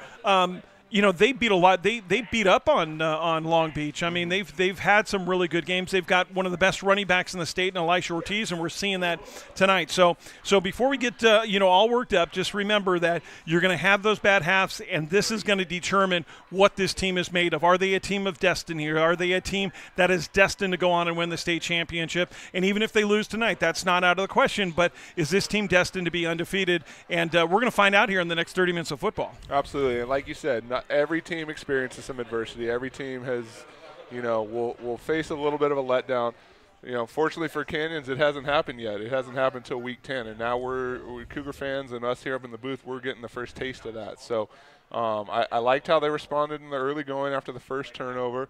Second one, it didn't really come together how they would have hoped, but a lot of football left here tonight. And, interesting to note, you look at that Ventura score, you see some of these programs that are maybe on the outside looking in, not sure if they're going to go to the postseason, and they're leaving everything out on the field. And I think that's the case here for Bakersfield. Number 1 team will always have a target on their back. A conference rivalry game like this, Bakersfield will like nothing more than to come in and get the upset. And, and remember, Canyons has won 7 straight contests against Bakersfield, and if you read the quotes that were coming out of Bakersfield College, they considered this a do or die. Yeah. They considered if they didn't win, there was a very good chance they wouldn't even get a bowl game, and that was likely, even though they're ranked number 11 right now. Remember, I think it's the first top 10, right? Get in Southern California, get a bowl. So it wasn't guaranteed that if they lost tonight, they would even get a bowl. So all of that coming out of Bakersfield was this is do or die for us. And I think Canyons was kind of coming in this, say, hey, we're going to win, get undefeated. And that's that different mindset. You've got a team that has a sense of urgency, and you've got the Cougars that are a team that just has been a juggernaut rolling, and now they're finding adversity. And we're going to find out what they're made of, quite frankly, here in the second half. Sure. Again, I think Bakersfield came in. They knew what to expect. They had studied Canyons on film. A lot of the quotes that I heard, this is one of the better prepared teams we're going to face, one of the better quarterbacks we're going to face, a well-coached team, and that, all that is certainly true. Again, a couple breaks go the other way. You clean up some of those penalties, and it's a completely different game. Bakersfield, to their credit, has done what they wanted to do so far, but a lot of football left, Barry. We do want to mention we've got a good crowd on hand. This may be the largest crowd we've had all season long, Jesse, and Bakersfield always travels well. We see, about 1,000, maybe 1,500 or 2,000 people across, a couple thousand people here. I mean, you're looking at the biggest crowd that we've seen here, and no matter what, this is good for college football, junior college football. And, a lot of times, Jesse, this is why College of the Canyons brought football back to Santa Clarita and back to COC after those years that it was dormant. And it's great to see the community support. It's great to see, the sponsors we've had for the live stream. It's great to see the fans. I know, BJ Atkins, who's a friend of mine, he is the crazy Cougar fan down there with the megaphone. And I invited some of my friends who have never been to a Cougar game, and my daughter's a student here, and she sees there are students here. This is a really cool atmosphere, and it's great to see such excitement here for football at College of the Canyons. Oh, certainly. I mean,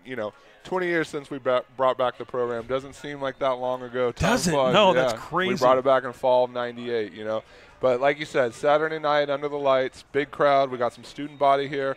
COC staff and faculty had a pregame barbecue in the Cougar Den. We also invited all veterans and military personnel out to the game tonight in celebration of the upcoming Veterans Day holiday. So, again, a fun, lively atmosphere. I think a lot of fans probably came expecting to see a blowout, and that hasn't been the case. But, talking to some of the people around the box and in the stands, they're confident we're going to get things turned around here. Well, we want to thank all of our sponsors who are making this possible. And if you live anywhere around the Santa Clarita Valley, the support is much appreciated because these businesses have stepped up and made this live stream possible. AV Equipment Rental, Consumers Furniture, Salt Creek Grill, Sage Staffing, Vista Canyon, and, of course, Chick-fil-A in the Valencia Town Center. So make sure you support those here that help out with CLC football. And, Jesse, the cool thing about this live stream and going out live, going across the world, but there are viewers that are watching everywhere. I know actually my wife just texted me. They're driving back from the Inland Empire. They're watching in their car. I know, we've got their families from Florida, also families in Europe, in Germany, and everywhere. So it's just pretty cool to be able to see this. So we're excited. 9-0, and a perfect season is on the line for Cougars, and 30 minutes left to play. And the kickoff by the Renegades is not. Where was that going? That thing, I think that hit the did that go on the track? I think it's bouncing around somewhere down there. But, another break for the Cougars. A similar situation happened in the first half. Always want to take that field position, especially when you're playing from behind here. Let's see if we can get something going. That last drive, offensive drive in the first half, ended. It stalled just inside of Bakersfield territory as the Cougars turned over the ball on downs. Remember, they started the night 4 for 4 on third down conversions. Since then, they are 0 of 3. So Wyatt Egan brings out the offense. Dunn is the single setback under a lot of pressure. Scrambles to his left, throws it downfield. Has a man open at the 42-yard line, and DeShazer gets it up to the 42. And a good job by Wyatt Egan getting rid of that and finding the open receiver. Not quite sure why DeShazer was so wide open down there. Good job coming back to the ball. Yeah, and he's been open all night. A couple big plays down over the middle, and then that one right there. Good way to start. Wanted to say maybe look for Canyon to slow things down, not as far as tempo, but just, concentrating, focus, executing on what they want to do. Some of those turnovers were just, miscues that they could have cleaned up. Quick throw to Pierce, and he's in the open and gets dragged down from behind, and the horse collar is going to be called. So they're going to tack 15 on top of it, but down to the 44-yard line, and Brandon Pierce. And that's actually not a bad penalty because if he doesn't hang on here, Pierce is going to go a lot further. But yeah, he had a blocker in front of him. That could have been dangerous. So here we go. You take the good field position. You get the big play. Another big play in the penalty. Here we go, Renegade territory. So the 15-yard penalty brings it all the way down to the 19-yard line. And I'm sorry, 29-yard line. Check that. 14-16. This is the opening drive of the second half. Cougars down by 10. Trips to the left for Egan. Quick throw left side. I think that was the same play. This time to Jaron Pierce. Picks up a block inside the 20, out of bounds near the 16 and the 15-yard line. I think this was the exact same play, Jesse, that RPO to the left side, and this time it goes to Jaron Pierce, and Brandon picking up a block. Or picked up a block from Brandon, I should say. And you look at Leroy here, came on over here. He had the big block too, and then Brandon cleans it up. One man to beat, just forces him out. So 1st and 10 for the Cougars here at the 15-yard line of Bakersfield. Trips to the right. This time they do hand off to Dunn, and he's inside the 10. Touchdown, Cougars.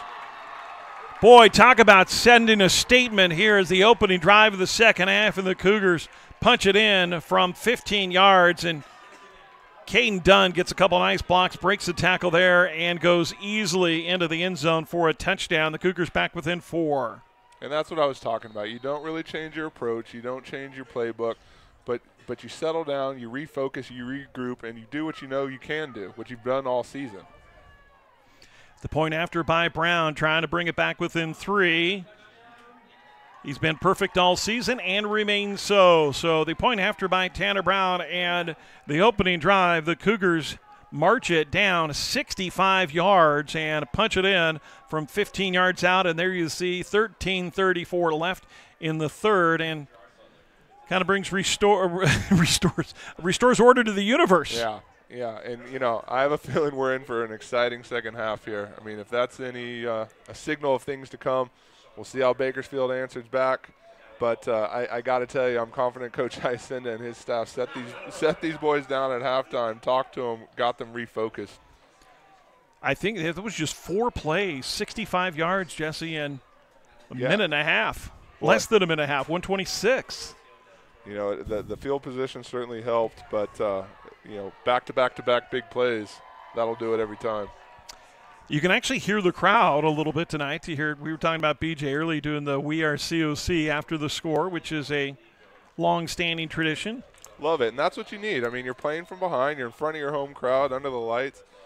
Facing a little bit of adversity, having the crowd behind you is instrumental when you're trying to come back from something like that. So Tanner Brown will tee it up here for the Cougars. Again, Roberson is deep to the right side, and they'll kick it to him. A high kick, and Roberson will call for the fair catch. He does fumble it, though, and he's going to kneel into the end zone, so that's going to bring it out to the 25-yard line where Bakersfield will start first and 10. So, Jesse, we've seen the offense come out and make a statement. What kind of oomph and what kind of help does that give to the defense, and what do they need to do here on their opening series? No, I think it helps a lot. I mean, it shortens the lead a little bit. You get Canyon's defense back on the field, and I mentioned earlier that's really been the heart and soul of the team. Look for a turnover here. A turnover here shifts that momentum even further. That's what Canyons has been known for throughout the season. I'd look for something here like that right now. And off to Ortiz, straight up the middle, and he's taken down at the line of scrimmage. Nothing there. Ortiz, the man who did all the damage in the first half. He had all 3 touchdowns, 2 on the ground, 1 through the air. 13 carries, 94 yards. Now 14 carries and still 94 yards as the Cougar defense bottled him up on first down, 2nd and 10. Ortiz again, the single setback. And a play action for Irby. He's under pressure, steps up in the pocket. He's going to get loose, and he's got the first down and then some. Picks up a block at the 40. Now up on near midfield, out of bounds, near the 49-yard line. And Jacob Irby, who already has 40 yards rushing, adds a big clip here and almost, let's call it 24 yards on that carry. And this has hurt the Cougar defense. They've had that they've struggled to contain Irby, and he faced better running quarterbacks than Irby. I was going to say, Irby, to his credit, a long run, but running straight up and down doesn't look very fleet of foot out there, just finding the opening so far. Cougars need to shut that down. Play action again, plenty of time. Irby wants it all, going deep, and it's incomplete. That easily could have been offensive pass interference as Rayshawn Rowland was down there. Oh, he wanted to come down with that, but broke it up nonetheless. He's a playmaker back there, and that's the type of thing, really tilt the momentum. A turnover like that, get Egan and company back out there. Intended for Jones, and Jones, you look here as the ball comes down, he's actually got a hand in the back of Rowland, but well covered by Rayshawn Rowland. 2nd and 10, 2nd and long, and And we'll see here, Renegades not afraid to run on 2nd and long, but Irby rolls to his right, throws deep again, and almost intercepted. that's back-to-back, a couple dangerous passes. Wow. Vuka Bradovic almost had that one. You know, and the Cougars are probably just licking their chops saying, give me another one of those. We'll come up and snag it out of the air. That was Jacques Vuka Bradovic, the freshman out of Grace Brethren. So here we go, 3rd and long. 3rd and long, and remember that first half it was 0 for 3, and then they got a couple long ones. They ended up with 3 of 7 in the first half. But this Cougar defense got to step up here. Empty back set. Faking a run. Now he throws it incomplete, overthrew the intended receiver, Roberson, well covered by Tariq Spates.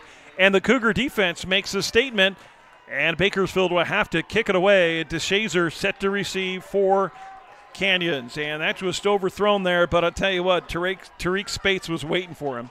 Well, and you see the defense coming off the field enthusiastically, waving their arms, jumping up and down. Crowd responding, getting behind them here. That was a big drive. Big stop. Here we go. You know, Jesse, we wanted to see something and how the Cougars responded from the adversity of the first half, and so far, so good. Low line drive. This is a long one. DeShazer is going to let it roll inside the 5, and it's going to go in the end zone. And a touchback out to the 20. But they've come out. Offense marched it down the field. The defense came up and stepped up and stopped them just after that long run by Irby was really the only thing they gave up. And now the Cougars going to take it back over on their 20-yard line. Again, thanks to Salt Creek Grill, the best Sunday brunch in town. A brand new menu, by the way, over at Salt Creek Grill. I was talking to my friend Greg Amsler, owner and proprietor of Salt Creek Grill. They bring back the margarita chicken, which has been one of the famous items on their menu. Started 20 years ago, and they're bringing it back. So brand new menu at Salt Creek Grill in the Valencia Town Center. Hand off to Dunn. He's got room up the middle, 30, and barrels over to the 35-yard line, and a 15-yard pickup for Caden Dunn, and a first down for the Cougars. Right up the middle, makes a nice move, and what a great block up front. That was Palmer. Jordan Palmer, the center, took out both the nose guard and the linebacker on that play. Ted Iacenda loves Jordan Palmer, just a freshman out of Notre Dame High School, and again up the middle, Dunn, and gets up across the 37. They'll mark it down to the 38, so a 3-yard pickup. And, Jesse, we expected to see the ball coming out and throwing it downfield and everything, but, I think Ted Iacenda also says, hey, we want to establish that run, and we need to get them thinking. And you know what that run will, the establishing the run will do, will take away some of that pass rush that has been so effective for the Renegades. Yeah, I was thinking the same thing. Change it up a little bit on them. I mean, they know you're going to come out there and sling it. Mix in a couple runs. Caden Dunn is certainly capable. Hand off again to Dunn straight up the middle. Not much going there. He gets up to the 40-yard line, and that's it. And, again, that's the benefit of having so many weapons. You've got a stable of runners. You've got a receiving core that's renowned. Big guys up front. I mean, when it all clicks and comes together, this is what you see. It's 3rd and 5 at their own 40-yard line. 10:34 on the clock in the third quarter. Cougars were down by 10 at half. Scored on their opening offensive drive to make it 24-21 where the score is now. This is their second offensive drive. Back to pass. Egan under pressure. Across the middle. Has a man. He dropped it. Jaron Pierce dropped another one inside of midfield. It was thrown behind him, but still he got 2 hands on that. That's one you got to make. Yeah, we look at it right here. Similar type play to the one we saw in the first half. Hands on it. You hate to think he heard the footsteps, but maybe just trying a little bit too hard to make the play before he caught the ball. So Tanner Brown coming on and to punt for only the second time tonight. And talked about Cameron Roberson. He had 2 punt returns for touchdowns last week. He is sent to receive with a 25. Low snap. Brown is just going to kick it to the near sideline and not give Roberson a chance. And the ball is going to die at the 27-yard line. So just a 38-yard kick, but more importantly, no return. And the Renegades will start 1st and 10 at their own 27-yard line. 10:05 left in the third quarter. No, so the last drive stalled out a little bit. Defense back on the field. You want to keep that momentum. You know, another opportunity for Bakersfield to respond here. But, you know, I think if Canyons has this crowd behind them and they continue to execute the way they have so far in the second half. Split backs for Irby out of the shotgun. Hands it to Martin, trying the left side, and he's going to get stuffed at the line of scrimmage. In fact, he's going to lose 2 yards all the way back to the 25-yard line. And there's that swarm here. You'll see fly to the ball. Watch Charles Ike get off the block and come up and help out, but that was... Latu just finished him off there. Latu also up in there was Gio Ramirez. You mentioned Ramirez from Stockdale High School in Bakersfield. 2nd and 12 after the 2-yard loss. Irby running the option, pitches it to Ortiz. He makes a move, and he's going to be up across the 38 to the 39. It's going to be enough for a first down. Made to Shadrick Lowry miss, I should say, at the 35-yard line, and a nifty move by Elisha Ortiz, and adds to his running total here.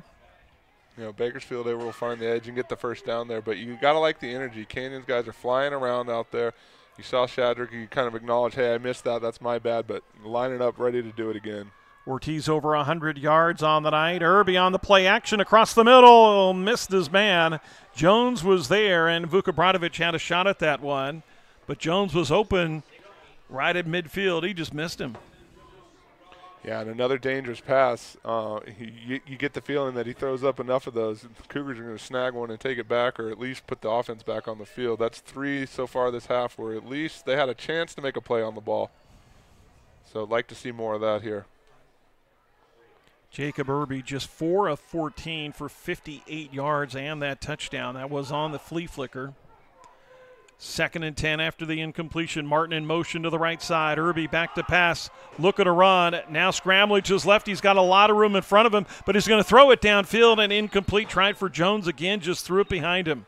He had a lot of room in front of him, Jesse, and I thought he was going to use his feet again. Yeah, interesting decision there. Again, not the quickest guy, but when you got space like that, you got to think he could at least got 5 or 6 out of that. Maybe, you know, maybe one of those hits that he took earlier made him double think that. He just dumped it off. That's definitely not out of the realm of possibility. Irby already 64 yards on the ground on 9 carries. Big third down play here for the Cougar defense. 3rd and 10 for Bakersfield. 8:46 left in the third. Looking for the bubble screen. Incomplete. It was well covered by Lowry. And that's one of those that Bakersfield's happy that Jones didn't catch that, because Lowry was on him. Would have been a big loss.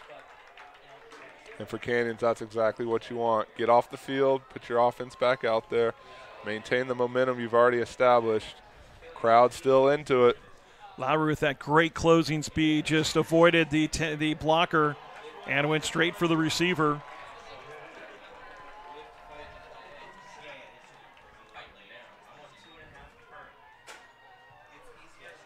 Canyons with some pressure there on the punt. The high punt is taken by DeShazer at the 20-yard line, and the fair catch is made and called for and made there. And the Cougars will start 1st and 10 on their own 20. So the defense again steps up here in the second half. They've only allowed just a couple first downs. 8:35 left in the third, and another opportunity for the Cougar offense to get out there, put some points on the board, and either tie this thing up or, best case scenario, get back the lead. You know, and not even so much what the coaches might have said at halftime. I think these players, they expect better from themselves. You know, that's not the type of performance that they're used to showcasing out there. So I got to think they got together and said, hey, let's step it up a little bit. Empty backfield set again for Egan. He's going deep, trying to get it to Pierce, and that's got to be an interference. Thank you. Yeah. I mean, Brandon Pierce was trying to come back, and the defender just wouldn't let him. Yeah, that's an easy call to make. Like you said, just cut off his route. Pierce with his arms up. He had nowhere to go and drew the flag. That was Sean Stevens, the 6-foot, 182-pound sophomore from Ridgeview High School that just put his hands up. And apparently David Batista's microphone is not working, so if you can read lips, he said pass interference. It was an obvious call. Actually, he didn't say that. I said that, but we ad-lib a little bit. So the 15-yarder brings it up to the 35-yard line, and with 8:28 left in the third, and look at the bottom of the screen, Ted Iacenda is not happy with something, yelling at Batista about that. So 1st and 10 for the Cougars. Dunn in there, running back, play action pass, throws to Jaron Pierce the near side, and Pierce can't hold on. He's had a rough night tonight. That's the 3rd drop by Jaron Pierce. Now, given it would have been for a yard or two, that's it, but he's normally much more sure-handed than he has been tonight. Yeah, and he knows it. I mean, you can tell by his body language after a couple of those plays. Clapping sometimes his that gets in your head, doesn't it? It Too. does. He's dropped a couple. It does, and I think he knows he's better than that, and I'd expect him to respond here. Bakersfield showing blitz on the edge, and Cougars will audibilize. Egan again out of the shotgun, 2nd and 10. Handoff to Dunn, straight up the middle. He's got the first down, and then some, still moving all the way down to the 46-yard line of Bakersfield. Nice gash here. Just washed it down, hole right up the middle. That's what you need, a big 20-yard run. Set that tone. Let Bakersfield know you're capable of gashing them or going over the top. So 1st and 10 for the Cougars at the 46-yard line of Bakersfield. 8 minutes left in the third quarter, trying to take back this lead. Back again to Dunn, the left side, and he's got room. Gone. 20-yard line, cutting back, picks up a block from Pierce. Touchdown, Cougars. Caden Dunn goes 46 yards. And just like that, I might have called the he's gone a little bit too early. You did, but you called it, man. move. And he gets a huge block by DeShazer, and then gets a kind of an excuse me block, just getting in the way. Jaron Pierce downfield. So the line did their job up front. The receivers, even Brandon Pierce, throwing a block there. And like you said, to get in the way block, that still goes down as a decleater when you watch the film. And that's College of the Canyons football right there. Like I said, you come back out, you respond, and you go back to what you know you've done and what you can do, what you've been doing all year. The point after by Tanner Brown is good, and the Cougars are back up on top, 28-24. 2 touchdowns here in the second half. Again, thanks to our sponsors. Want to thank AV Equipment Rentals. AV Equipment Rentals on Railroad Avenue. No matter what size your project is, if you are a contractor or just a homeowner, AV Equipment Rentals is a right tool to do the job right, and they have propane for your barbecue, no minimum quantities to buy. And again, thanks to Sage Staffing. Greg Kincaid and the crew over there, which you guys are very familiar with. All the staffing needs from the college are taken care of by Sage Staffing. Greg, of course, a former COC standout. Back in the, well, I won't say him back. It was a couple years ago there, Greg. Don't date him too much, but always exciting to have a former Cougar out there in the community. And Greg has been such a supporter of not only just Cougar athletics, but the college as a whole. So thanks to Sage Staffing, and if you have any temporary staffing situations, they can handle all of it at Sage Staffing. So Tanner Brown will kick it away. And Roberson will take it in the end zone, and he's going to put an E down, and that's going to get him out to the 25-yard line. So the Cougar defense is only given up a couple first downs here in the second half. They've made some adjustments, Jesse, but it seems like, again, the long, kind of the broken play is where they've been hurt, and that's really the only thing they have to shore up here. Yeah, like you said, Barry, you shut down some of those things. You go back to to the strength of this team, which is the pass rush and which is the lights-out pass defense. You put those things together, and most of the time good things are going to happen. Haven't gotten the turnover yet. Had a couple opportunities. You asked me, it's just a matter of time before they snag one. So 1st and 10 for the Renegades, and option again by Irby, and he's going to go down at the line of scrimmage. May have got a yard, but that's about it. Well, Bakersfield took a couple of hits on that play. The option man got blown up, and then Irby took a hit of his own. Peoples up there stopping it up. Also Tariq Spates and Charles Ike at the bottom of the pile. You know, we talked about Charles Ike. He is basically the poster boy, and Tariq Spates was the poster boy for what this program is all. I mean, I know there's plenty of them, but you know, locally grown here, went away, wasn't even going to didn't even play football last year, and came back and got the football bug, and has a great opportunity to be a part of something special here. 2 yards on the first down pickup, 2nd and 8. Back to pass. Irby under pressure. He's got to go down.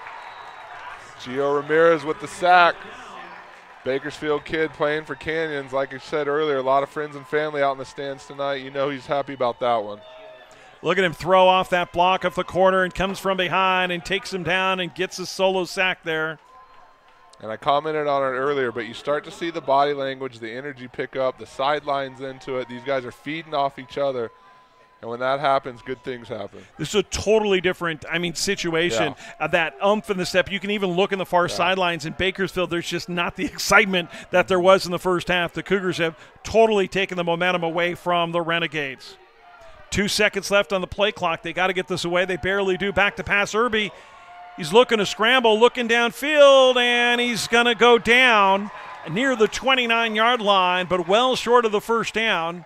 I think there was Spates who ended up getting him, but Ramirez was chasing him down from behind, and the Cougar defense forces another punt. And you see Ramirez, he's got friends on that other team. He went to Stockdale High School, and he's joking around with some of the Renegades, but he knows these it's easy to joke around when you have the lead, though, doesn't it? Well, he knows these guys, and they certainly know him. And if things keep going the way they have, Irby's going to know him a little bit better. Carson Olivas, the punter for Bakersfield, will kick it away. DeShazer set to receive at his own 30-yard line. He'll take it there. Breaks one tackle at the 35, and he's going to go down at the 38. They say the ball is loose. It looks like the Cougars recover, and yes, they do. We'll see if we – there it came out right at the end. I think Hunt got that. Yeah, I think Hunt scooped it up. Oh, yeah, it was Antonio Hunt right there, got the fumble. And the Cougars dodge a bullet there. The third fumble of the night, that would have been the third one lost, but this one they do recover. And, maybe it well, I was thinking in my head, and I didn't spit it out, but we had big plays on offense, big plays on defense. It almost set up the big play on special teams, but, it looked like Leroy trying to break one out. We have a timeout on the field real quick. See, Chuck Lyons is down there. I don't know what they're talking to the referees about. I think that was actually Brody Padilla. Brody Padilla, I think, came up with that recovery, Jesse. But do you have any idea what this is about? No, I don't. I'm trying to see what. Are they working on his headset? I think that's what they're doing. It might they're be working a headset on issue. Batista's headset. Yeah, there we go. Yeah, they're working on his headset. They're actually, I think they gave him a new one. So 5:22 left in the third. This second half has been all Cougars. 14-0. They have outscored the Bakersfield Renegades here in the second half to take the lead and trying to add to it here.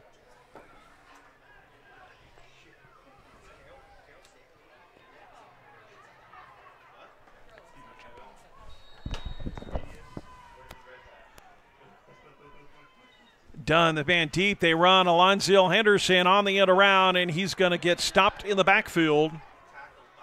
And the loss, Alex Bolden, the outside linebacker, back to the 34-yard line. It'll be a 4-yard loss, 2nd and 14. Trying to get the ball to the speedy Alonzo Henderson. Henderson out of Grover Cleveland High School down in Reseda. So 2nd and 14 for the Cougar offense. 4:50 left in the third quarter.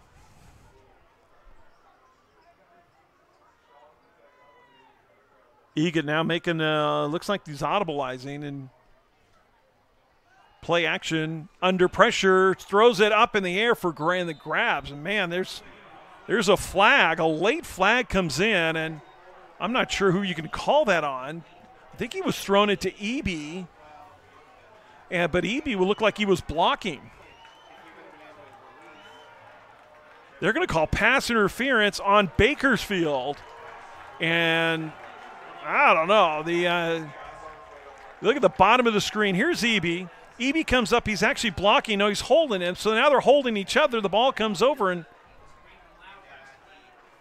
they're going to call pass interference because there was contact with the receiver when the ball was in the air. They called it on Richards, Abdil Richards, and Cougars catch a break there. 1st and 10 at their own 45-yard line. 4.5 minutes left in the third, and that could have gone either way, Jesse. The quick pitch on the side, and actually Egan's going to keep it himself. He faked everybody out on that one. He did. He faked that pitch to McFadden. First time we've seen McFadden in there the last couple of downs, and Ega takes it himself, and it's a nifty little gain. And we do have an injured Renegade at the 48-yard line. It's 27, Jesse. That is Marks. Stephen Marks, a defensive back from Bakersfield High School. You know, the thing that you do love to see about Bakersfield is when you look at their roster and you look at the hometown city, it is literally, I mean, it's plastered with Bakersfield, but then even that, then you've got Taft, Tulare, Moore Taft, McFarland, Arvin.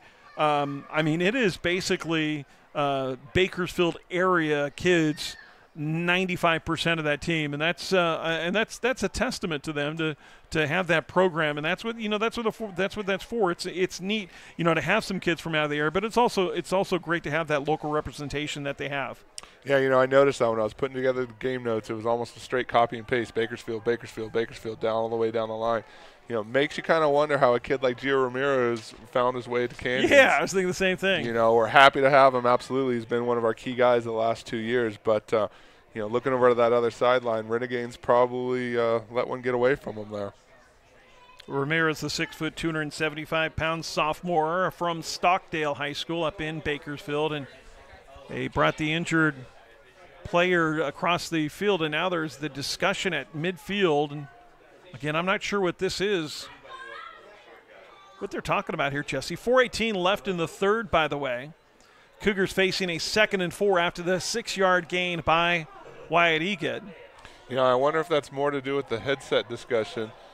Checked in on that at the break a few minutes ago. Might be a battery issue. I'm not sure. But we have our staff down on the field checking on that. So still the discussion at midfield for the referees. David Batista is the referee. The umpire, Jeremy Jones. The head linesman, Trent Brown. Line judge is Tony Shaw. Field judge is Garrett Earls. Side judge is Michael Moore. And the back judge is Robert Scherer. So Batista, as you mentioned, he's still working on that. What are they? The other refs, I can't even tell. What are they? They're all looking at something. Are they? Do they all have some type of transmitter, Jesse? I don't know what they're doing. No, it should just be. They do. Oh, they have a comm system within themselves to be able to talk to each other, and that's where they're having some sort of issues. Maybe trying to reboot here after we replaced the batteries on the first one, probably getting them all back online in the same system. Wyatt Eagle tonight, 14 of 22 tonight for 183 yards. Caden Dunn with that long 46-yard touchdown run, 10 carries, 121 yards, your leading ball gainer easily with the 2 touchdowns for the Cougars. Kenny Torrance has 21 yards and 5 carries. Lonzo Henderson has 3 carries for -1, but does have a touchdown. What's interesting, Jesse, is 4 touchdowns tonight for the Cougars, and they've all been on the ground. Yeah, I mean, we come in characteristically a passing team, certainly have the capabilities to run, but not indicative of what we've done in the past so far here tonight. And now we're waiting to go. But, right now the Cougars 183 through the air and 146 on the ground. That's the balance that we haven't seen a lot. And a lot of it, though, is what the defense gives you. Mm-hmm. So you can't and that's the great thing about the Cougar offense is they'll take whatever the defense gives, whatever they can use. And Dunn with some nifty moving in the backfield, and he could have lost a couple, but instead he gets back to the line of scrimmage, so no gain on the play. It'll be 3rd and 4. So with 4 minutes left and just a 4-point lead, your defense is playing well, Jesse, but you want to get some more points on the board here. Yeah, absolutely. I mean, if you look at the scores of the past few games, that's kind of been the formula for Canyons. 30 or more points, let the defense do its thing. So coming down the final 4 minutes of the third quarter, a lot of time left. I'd expect a few more scores, if not one right here on this drive. Jaron Pierce comes to the near sideline. Eby is in to Shazer at the top of your screen. The back is done. Play action pass. Eget back to pass under pressure. Throws off his back foot. Brandon Pierce open at the 35, and he goes down to the 30-yard line. Right over the middle. Cougars are feasting on that portion of the field here tonight. You see him coming across. Gosh, wasn't that a great move and a perfect throw by Eget? You saw him. He literally made that right at just after he made his break, and Eget threw it off his back leg and lofted up. He knew exactly where Brandon Pierce was going to be. Exactly, threw to the spot right where he knew. Good timing play. Brandon Pierce does come to the near sideline, and the Cougars are going with a double tight end here. And now there's some confusion. They have two tight ends, and I don't think they expected that. They brought Pierce to the near sideline, and coming in was Stanley. Yeah, Coach I looks a little unhappy about that one. I think that was just a personnel mix-up. Yeah, Vandenberg was already in there, and then you brought in Stanley in there. Now you have two tight ends, and I don't think we've seen a two-depth tight ends. Well, yeah, we have, but usually there's three linebackers in the backfield. Exactly. So. That's part of that full house package, they call it. So the first timeout of the second half for the Cougars stops the clock with 3:03 left in the third quarter. After that big third down conversion, Cougars have the ball at the Renegade 31-yard line.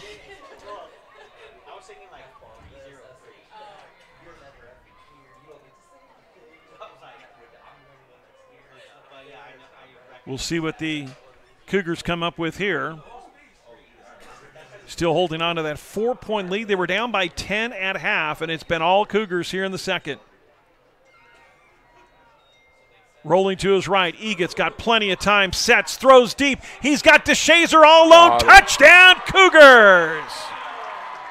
And there it is, Barry. You're asking about the passing touchdown. Leroy finally got open down the sideline, had been feasting over the middle. Boy, he made that look so easy. Yeah. What a route by Leroy DeShazer. And another great throw by Eget. Well, that kid can really toss it. Rolling to his right, stopped, planted, looked back, and just threw it right on the money to Leroy DeShazer. And the first touchdown through the air, and the Cougars have their largest lead of the game. And he loved that play call. Brings the secondary over with him on the roll and then just reverses course and goes right back across field. The point after by Tanner Brown is up, and it is good. So the Cougars out to an 11-point lead, 35-24. And a little bit more what we expected here, Barry. Cougars coming out second half, dominating so far. We'll take a quick break. How's that, Jesse? We'll come back. Cougars up 35-24. They've scored 21 unanswered points here in the second half, and the number one team in the state on a roll.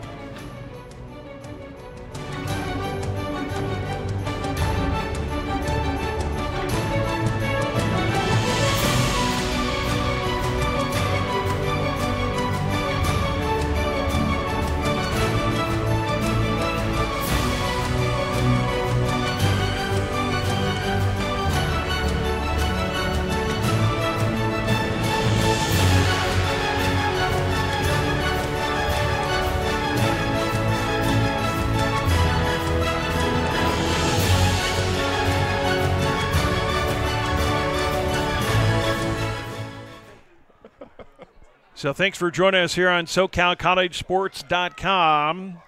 The Cougars up 35-24 over the Bakersfield Renegades. I'm Barry McKeever along with Jesse Munoz, our director tonight, Emery Johnson. The kickoff by Brown, taken by Roberson. He fumbles it at the 2, and he breaks a tackle, but now gets taken down up near the 18-yard line. KJ Latu ends up stopping him there, and the Renegades will have it 1st and 10. There is an injured Bakersfield player lying down at the 16-yard line. But, Jesse, we want to thank our camera operators tonight, Mike Nahar, and also Coach Vic, Victor Espinoza on the end zone camera, I believe, right? Absolutely. Also, a shout-out to our statistics team, Lauren Anderson Yes. and A.J. Wilding, providing live stats all season long. An instrumental part of the broadcast each and every week. You know, I'm glad you said that because, you know, the live stats, if you are watching this game, if you go to the College of the Canyons, the website, it's very easy to search COC football, and the live stats, click on that. You can follow along with the live stats and have the live broadcast, and it's money, man. I mean, this is a very professional deal that College of the Canyons has here, and these are the guys that help make it happen, Jesse. We want to thank AV Equipment Rentals, Consumers Furniture, Salt Creek Grill, Chick-fil-A in the Valencia Town Center, Vista Canyon, as well as Sage Staffing. So we appreciate their support. And the injured player you can see still face down at the 16-yard line. You know, the other thing about this, Jesse, too, is that we do want to let you know, and, you know, we don't want to be the guys to talk too far ahead, but if the Cougars do, in fact, win tonight, that will be all assured a home game, at least in the first round, most likely in the second round as well, if they do win that. But we will have the live stream next Saturday, and do we know what that time, that kickoff would be? Would it be a 6 p.m. or a 7 p.m. kickoff? Do we know? You know, that'll be all sorted out this weekend. The seeding meetings, traditionally, we have kept the 6 p.m. start time for postseason games. So I think Coach Iacenda would prefer to keep what we're used to, so to speak. All right. But again, you can check back at cocathletics.com. As soon as the seeding announcements are made, we'll have that information posted and added to the schedule. So cocathletics.com, check the football tab. You can watch live. You can check live stats, photos, statistics, information. Archived footage of all the broadcasts so far this year. You can go back and watch if you want to catch up on something. So, COC Athletics, that's your place. That's Nick Maiden, the injured inside linebacker from Stockdale High School, headed to the far sideline. And, you know, Jesse, there's so many people that have stepped up and helped this program. And, you know, Ted Iacenda has done just such a great job of bringing members of the community to help. And you know, we the Phillips family, Davidsons, and also the Kiger family and myself, our family got together and provided some of the lunches for the kids on the road trips the last couple of games. And I know Heart of the Canyons has provided pregame meals. And here comes Ortiz on the near side, and a flag is going to go down. And I hope that's a holding because, man, the defender went down. I think that might have even been Ramirez that was almost tackled here. Watch Gio Ramirez on the side. We'll see if – no, it's not Ramirez. It's is that Roland? Yeah, it's Roland out here. See Roland, number 22 coming up. And no, it wasn't Roland. It was I want to say that's number 25. 25, that's exactly what it is. And that is Trey Valor, the freshman out of Grand Rapids Christian High School, Grand Rapids, Michigan, who was taken down on the corner and the edge. So the ball is going to come back. You know, Barry, you mentioned a minute ago the community support and the community partnerships. You know, here at College of Canyon, that's what we're all about. We are a community college. We support our community and are grateful for the support that we receive back. So, again, another awesome part of this program. Glad to have everybody here with us under the lights here on Saturday. The 10-yard penalty back inside the 10-yard line to the 9. Ortiz, the right side, and he's going to go nowhere. Back up to the 10, maybe got a yard, but that was Fainga'a again up at the front. You know, we also want to mention, you know, Pastor Jim Ryan from the Heart of the Canyons, the entire congregation of Heart of the Canyons has come together, and before these games, it used to be the kids, you know, were kind of more on your own, you know, and now Heart of the Canyons has stepped up and fed the kids pregame meals. You know, they come out at 1 o'clock. They've had barbecues. They've had, you know, other different types of food, pasta and that kind of thing. But to have the whole congregation step up and feed these kids and be part of the community has just been spectacular. Irby back to pass. He steps up, looks downfield. He's going to chuck it. He's got Roberson. He overthrew him at the 40-yard line. And Hunt was there, but he had Roberson open, just couldn't hit him. Well, and back to your point, Barry, I mean, those are the things that, you know, don't show up in the game recaps, don't show up in the box score, but are, you know, really play a huge role. They're going to get, I think that's, well, I didn't see who that was, but somebody hit Irby after he threw the ball, so they're going to get roughing the passer. I started to say, play a huge role in the support that, or the success that this team has had, rather, throughout the season and hopefully going on to the postseason. Automatic first down, so 1st and 10 for Bakersfield, and it's great to see so many people here. I mean, literally thousands of people, and it's to have really this team embraced by the community, and Ortiz trying the right side, and Peoples is going to hold on to him as he gets past the 30 to 31. But just they have that identity, and it's tough. People, the thing about community colleges is, you get these kids for 2 years, and it's just all this turnover, and some of them aren't from the area, so you don't have the parents, and it's hard to really identify with it. But Ted Iacenda being a local kid himself, born and bred right here in started in Burbank, but went to Hart and had those great seasons at Hart, and it's just neat to see what this program has done in the last really 10, 15, 20 years. Ortiz is on the loose again, up past midfield into Cougar territory. That is the first time the Renegades have been in the Cougar side of the field in the second half. Ike came up to Phil, and they actually cut back and finally brought down by Antonio Hunt. But we've got an injured Cougar down on the field right at the 35-yard line, and Barry, you talked about the community support we received. That's Johnny Morrison. Sorry about that, Jesse. Go ahead. No, I was just about to say, if you live here in Santa Clarita or any of the surrounding areas, this is your hometown college football team. And to see that support and to see the fans coming out here.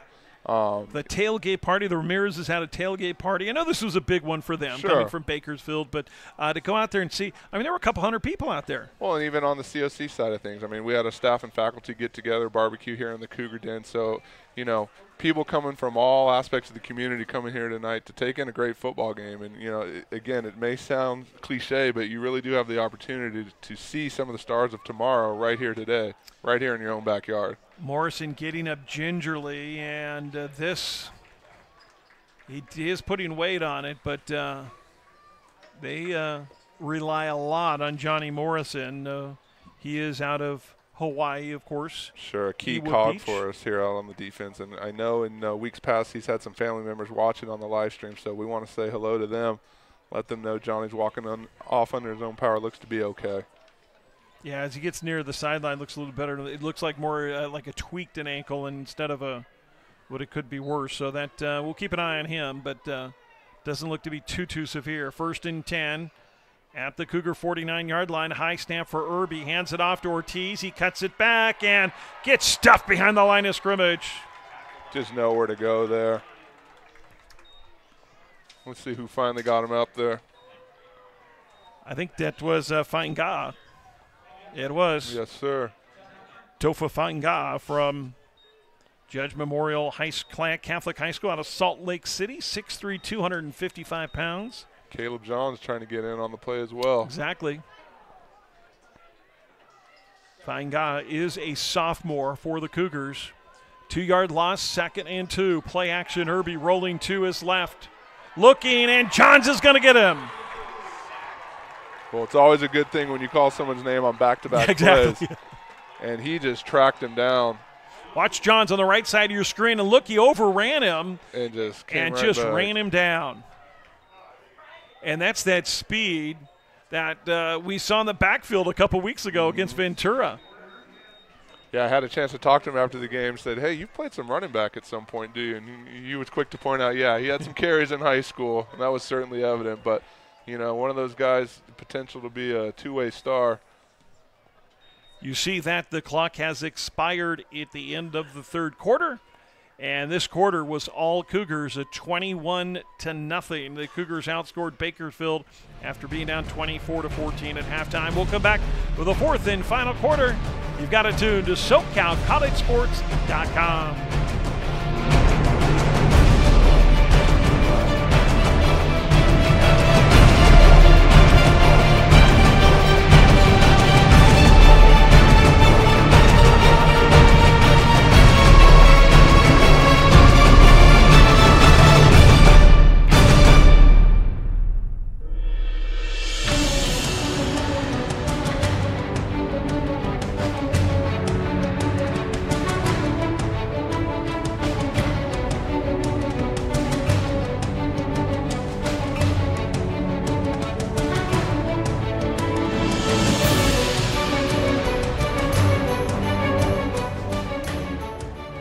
So 3rd and 17 for Bakersfield to start the fourth quarter.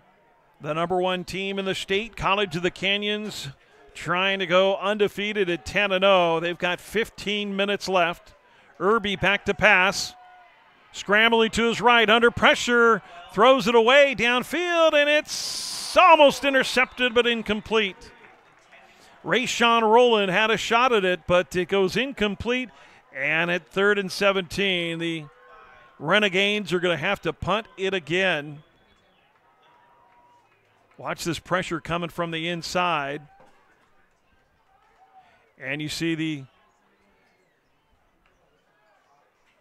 I believe that coming late there was Earl English. And, well, no, I'm sorry. It was actually a Trey Easter. You know, English, I think, had 3 sacks last week against Long Beach City. Haven't called him too much tonight. Fair catch called for and made by DeShazer at the 21-yard line. And I got to agree with Leroy DeShazer. He is looking at the ref saying, I mean, how can you let them sit there and come? I mean, they're literally coming within his space of receiving that ball. I mean, there's got to be some point. We saw the opening punt where it looked like it was going to hit the coverage man. Mm-hmm. Yeah, that's something you don't want to get burned by just because the official's not making that call.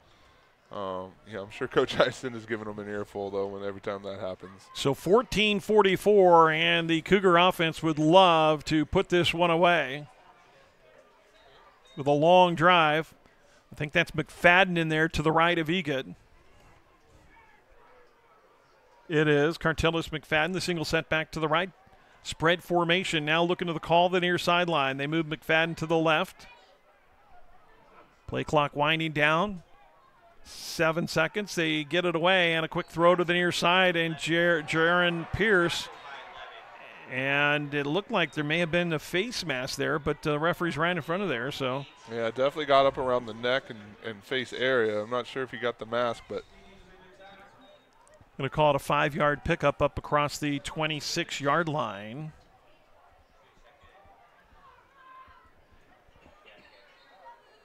Yeah, it looks like he had his hand maybe around the chest, so not the face mask, but pick up a 5, 2nd and 5 for the Cougars. Bakersfield showing blitz here. The delay to McFadden, and he's going to get the first down, and then some, still on his feet up near the 37-yard line. And a nice pickup of 11 yards and a first down for the Cougars. Interesting on that last play, Bakersfield lined up showing the blitz, maybe came a little too soon before Egan checked out. Then that play call countered it perfectly. You saw Killian Zierer come across and pull across the ball and kick out the defensive lineman. A nice block. Again, Bakersfield showing blitz as the inside backer coming up there is Mario Solorio, number 7. And you watch Egan, he's prepared for it, something he's probably seen on film. Solorio is coming. Now the quick throw to the right side. That's Brendan Pierce. He's still on his feet. He dropped the ball. And Bakersfield will recover. And for the 3rd time tonight, the Cougars have turned it over, put it on the ground, and given it away. Well, certainly not what you like to have happen. That goes without saying. Pierce is going to want that one back. I think, just didn't have a good handle on him when he started to make his break. Recovery made by Stephen Marks. He was injured earlier on in the game, has come back in and got the big fumble recovery there, and the Cougars looking to put it away, and now they've got to step it up on defense, get a stop here. Well, and credit to the defender coming up here and popping it out, but let's see what the Cougars can do here. Bend, don't break. Look for the turnover. Ortiz behind Irby again in the pistol formation. The handoff to Ortiz, the right side, makes one man miss, and he's going to only get a couple. Good job by Tariq Spates coming over. Also in there, Darius Vukobradovic.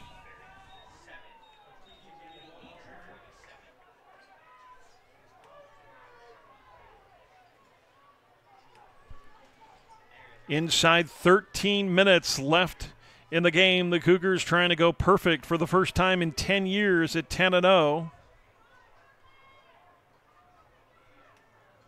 2nd and 8. Ortiz again, left side, and now we've got a fumble. It was ripped out. by Earl English, and the Cougars recover. He just took it away from him. I don't think he ever brought the guy down to the ground, just stripped it. Take a look here. Go back live. You see the late one, and English stripped it, and then the extracurricular activity over on the Bakersfield sideline. And what a big turnover to take that right back.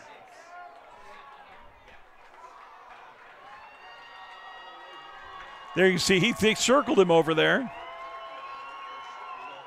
That was all Earl English, just went in and ripped that ball out of Ortiz's hands, and the first turnover. And couldn't have come at a better time. Earl English coming up with some big plays the last couple of weeks, both on defense and special teams, having a great second half to this season. One of our sophomores, been around for 2 years, coming back making an impact here. So 1st and 10, the Cougars take over as they get the ball right back. Hand off to Dunn, the right side, and he gets hit hard at the 49-yard line, throwing a shoulder and knocking him to the ground. Was Jalen Simpkins. And now things getting a little chippy there. The referees notifying some of the players down there. Just, you never want to see this. You do hear the crowd going crazy. They're handing the turnover chain to Earl English, and boy, that was well-deserved, huh? Yeah, I mean, you can see he's excited. He stood up on the bench and flexed for the crowd. Arms up. Let's get this crowd into it. The crowd still into it. The Cougars with an 11-point lead, and then Dunn, the right side, and down into the 45-yard line, and he's going to be about a yard shy of a first down. You know, I think by far the best performance we've seen from Caden Dunn all year, and he's had some strong runs, some big touchdowns for us. Seems to be playing with a renewed energy and focus here tonight. You know, he injured that knee, and then when he came back, Ted Iacenda had not given him as much touches. In fact, Kenny Torrance was getting a lot of touches in there, and I know Dunn was upset about the number of touches he got last week. And well, it's tough. Iacenda was concerned that he was still injured from that knee, but boy, he's shown tonight. 11 carries, 121 yards, and 2 touchdowns for Caden Dunn. 3rd and 1. Play clock down to 4 seconds, and they're probably going to call a timeout here. The Cougars do. So, did I say 4th and 1? I meant 3rd and 1. So it's 3rd and 1 at the 45-yard line. And, you know, that turnover, again, has reinvigorated this crowd, Jesse. But how cool is it that the defense stepped up when they needed to, coming off of that fumble, and really turn this game back around in the momentum into the favor of the Cougars again? Oh, definitely. That's a swing play. That's one you're going to circle and look back. You know, whatever the outcome may be, that's a play that you pinpoint to, you know, a determining factor in this game. Said it before a few minutes ago, Earl English making big contributions out here. You know, and back to your point about Caden Dunn, you know, it's tough with that much talent out on the field. It's hard to keep everybody fed, but it's good to see that he's getting his opportunities here tonight, making the most of them. Yeah, you know, that's the good thing is you have a lot of talent in all these positions. The difficult thing is getting people touches, getting them playing time and all that stuff. It's not easy. And, you know, the one thing you can say about this team that I think what I've seen is been key to their success is this is not a selfish team. No. They're not unhappy if they don't have they want the win, and that's the most important thing. And man, that's something it's kind of a we're going to go to full house here. We haven't seen this in a couple weeks. And 3rd and 1. And Bakersfield is going to call a timeout. We're ready for that one yet. They had the linebackers in there of Johns, Spates, and Latu, and Cougars considering that one a victory because that's a tough one. I know they've seen that on film, but they to see it in person is a little bit different. So with the timeout on the field, clock stopped with 10:57 left in the game, and we're at timeout. We'll come back. We'll also give you a checkup on the scores coming up in a bit, so stay tuned. Still more football to play here on SoCalCollegeSports.com.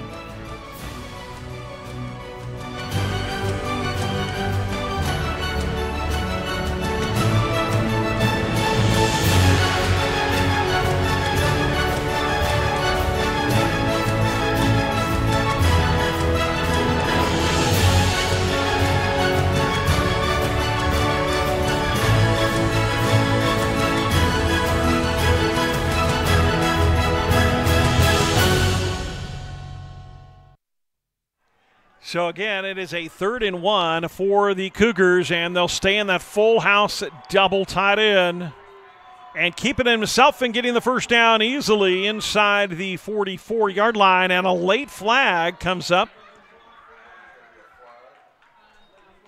And that may have been a face mask, I think. Going to call that against Enriquez, but look at they're just trying to rip him out of there, and that's going to be called. The whistle was blown, and that is Roberto Enriquez from Golden Valley High School in Bakersfield, and this one's going to be an extra 15 yards tacked on the end of this run. Again, no reason for that.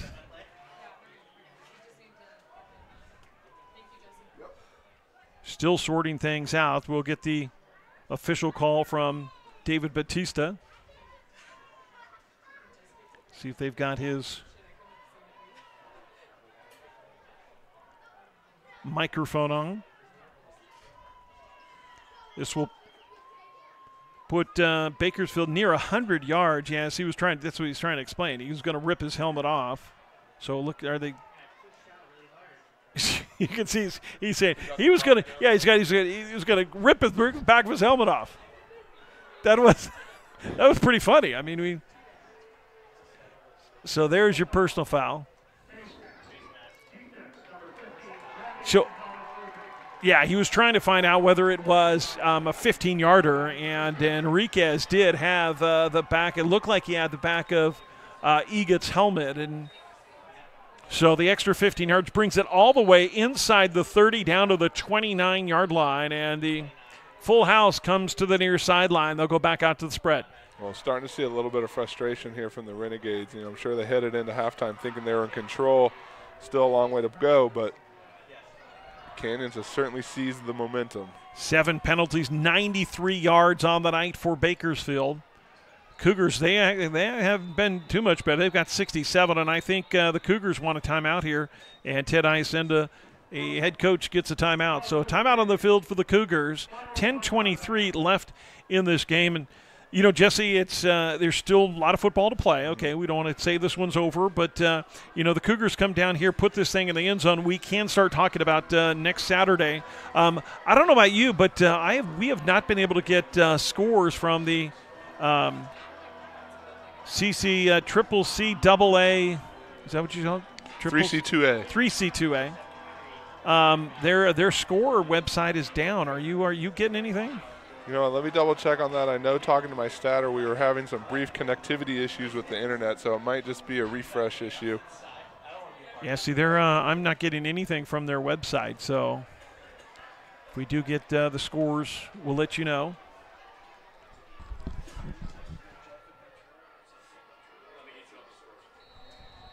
So 1st and 10, we'll see if we can't get that Ventura score. Remember, they were down at halftime. Yeah, the 3C2A website is down. McFadden tries the right side, picks up a block at the 25, still on his feet and knocked out of bounds inside the 15-yard line. Actually, they're going to say one out at the 19. Oh, it's going to come back, though, holding. But a nice move by Cartelis McFadden. And the holding penalty is going to negate the nice run. It's going to bring it back out to the 39-yard line, where it'll be 1st and 20. Wow, so VC has taken back the lead against Long Beach at Ventura. So just like this game, the team that was down at halftime came roaring back, and VC up 33-31 over Long Beach right now in the 4th.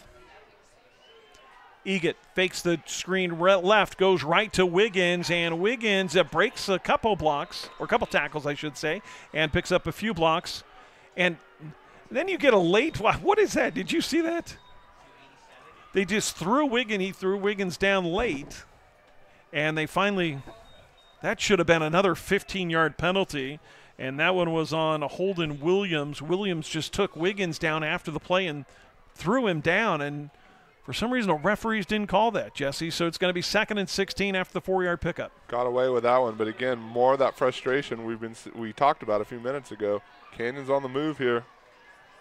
Egat tons of time, going deep. He's got DeShazer inside the 5 to the 1.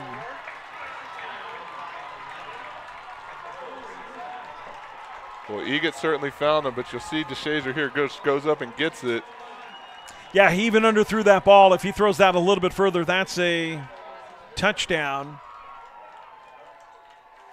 Look at DeShazer going back and get it. DeShazer has been his favorite receiver tonight, and Egan.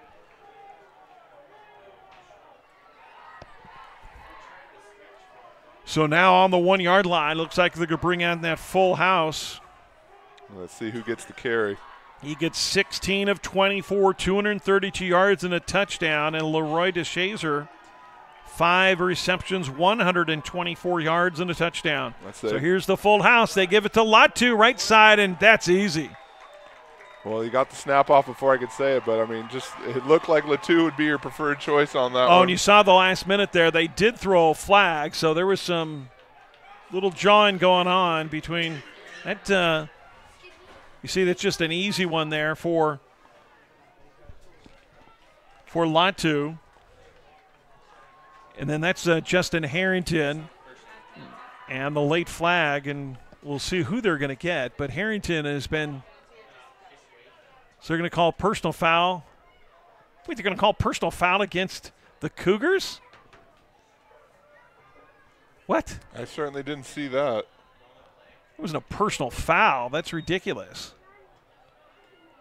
You know, and you hate to say it, but you think maybe one of those things, the officials start to see this game getting a little chippy. They feel like they need to retake control, throw a flag at somebody.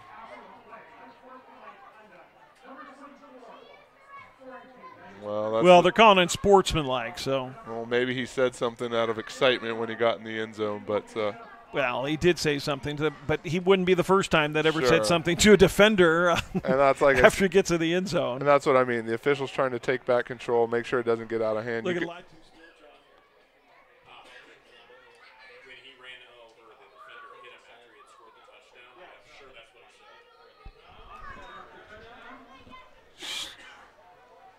So Brown lining up for the point after, and the PAT is up, and it is good. And there's more words and more pleasantries exchanged between these two teams. But, Jesse, what do you say about these Cougars, man? Hey, I mean, this is 28 points. 28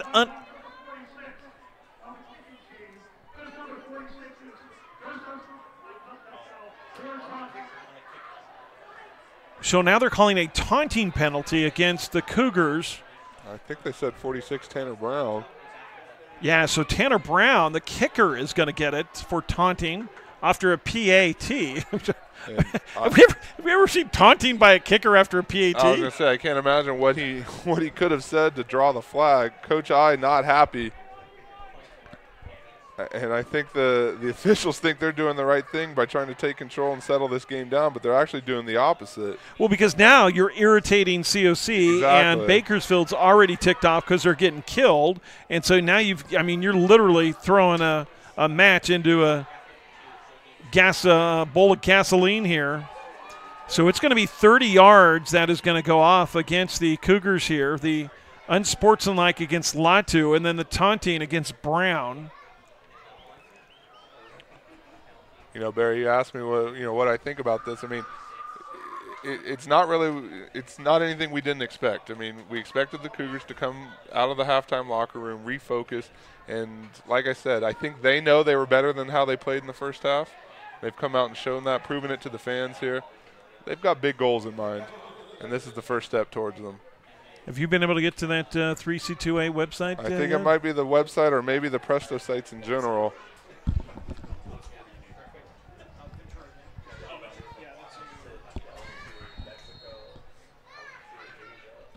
We could probably get the live stats from the Ventura website, right, and kind of see where they have one of those, right? They should, yeah. So the kickoff by Brown, and it's going to be a high one. It's taken by Roberson, and Roberson is going to go down just past midfield. Ortiz gets hammered, and now this is just this is making the refs are making this thing worse. This is getting out of control. And that's what you're fearful of. There's your flag. One. You know, you don't want this thing to get out of control and something negative happen. Coach I pulling his guys off the field. Did you see that? That was Latu just lit up Ortiz. And then there's some John going back here. Roberson is saying stuff. Roberson comes over.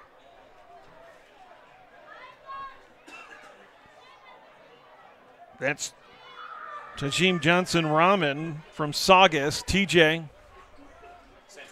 Still 33-41 Ventura. So the referee is going to sort things out here.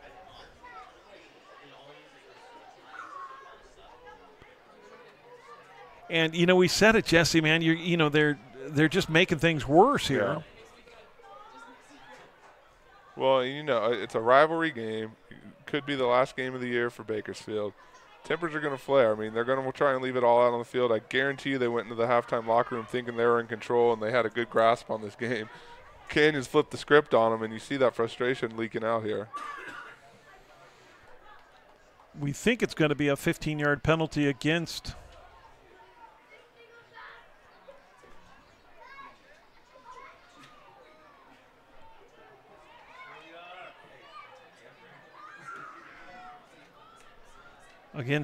Bakersfield, so they're still sorting things out. I don't know if they're putting their Christmas list together or whatever it is, but this is sure taking a long time.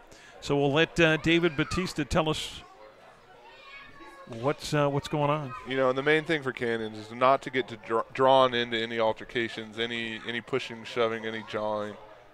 We'll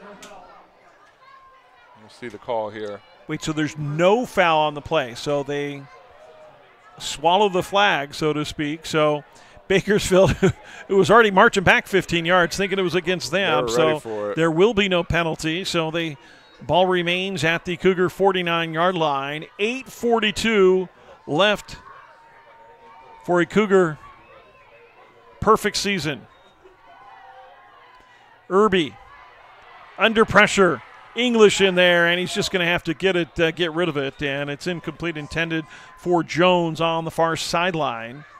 But, boy, you know, we had to mention Earl English pretty much all game, and then all of a sudden here in the last couple series, he had the big rip. Yeah. He had the couple pressures up, and he's dialed things up here. He had a huge game last week against Long Beach City with those 3 sacks.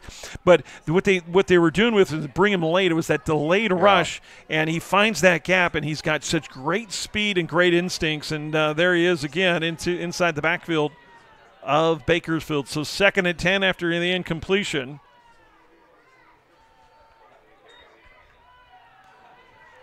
Setting up across the middle, incomplete, and good defense again by the Cougars. You saw the line stunt there, got pressure up the middle, forced the early throw. Another one of those balls gets batted up in the air. Someone's got to come down with it usually. Ooh. Josh Madison in on the coverage for the Cougars. Closing and, again, getting a lot of the 2nd and 3rd string guys here in some playing time. 42-24. Cougars with the 18-point lead. 8:29 left in the game. 3rd and 10. Irby pumps, goes deep, throws it up for grabs. It's almost intercepted, and it looked like Taylor was going to get that and come up with it, but he didn't. But it's still an incomplete pass in 4th and 10, and wasn't even a pump. It was kind of a twist of the shoulders there, and just threw it up for grabs, and Taylor had the best shot at it. It was intended for Jones. Madison was over there late, but the Cougars force a 3 and out. 3 incompletions. I'm sure he would have loved to have that for his own stats and for his own his own turnover chain abilities, but nonetheless, got the job done. That's what you wanted. Forced the punt. And this one's a high one, and DeShazer's going to let it bounce inside the 10, and the Cougars are going to stop at their own 8. This is probably not Jacob Irby's best game ever. Another flag of the field. Irby 4 of 17, 58 yards and a touchdown. Yeah, I mean, we knew passing the ball was not their strength, and that's held true so far here tonight. Interesting to see what kind of formation Canyons comes out here on offense. you would like to think the full house could be an option. As you recall, a few weeks ago when it debuted, we burned about 7-8 minutes off the clock, and if you look now, 8:09 you're up by 18 points. Do you show it here? I mean, they've already seen it. I guess it's just a matter of, talked with Coach Iacenda. They do practice it.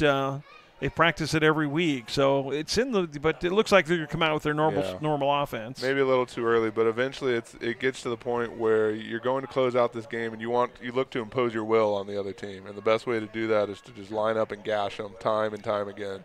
So David Batista will give us the call on the penalty. Personal foul, as for the case, kicking team number 23. 15-yard penalty added to the kick. Stephen Figures from Bakersfield Christian. He's going to be whistled for the hands to the face. And the Cougars, they're going to let the Cougars off here because it would have been inside the 10, and it's going to come all the way outside the 20-yard line. And they are final at Ventura College, and the Pirates have held on. So, Jesse, kind of the way this is looking at, it looks like we're going to see the Pirates back here at Cougar Stadium next Saturday night. Yeah, and that was a whistle and flag. It looks like we've got a false start against the Cougars. Offense number 81, 5-yard penalty remains first down. Hey, by the way, still 8 minutes left in the quarter. You mentioned that Ventura game, kind of circled for several weeks coming into it, the game of the year, so to speak. Canyons came out on top, looked like a pretty dominating effort from all accounts. Heard some of the chatter from the Ventura sidelines. They were looking forward. They wanted to maybe get another piece of Canyons, look for a rematch in the playoffs. So things hold true. They could get their wish. Inside handoff to Dunn, and Dunn is going to lose a couple. And you mentioned that rematch, and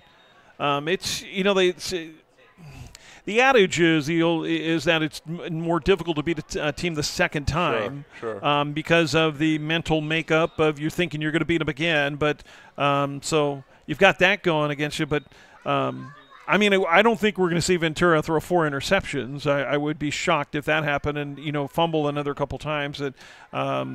So the Pirates think that they gave that ball game away, whereas the Cougars thought they forced their will, as you mentioned, with that long drive. So we'll see. It's going to be interesting. And, again, no love lost between those two programs, especially since Alonzo Henderson here on this quick throw gets across the 20 to the 22-yard line.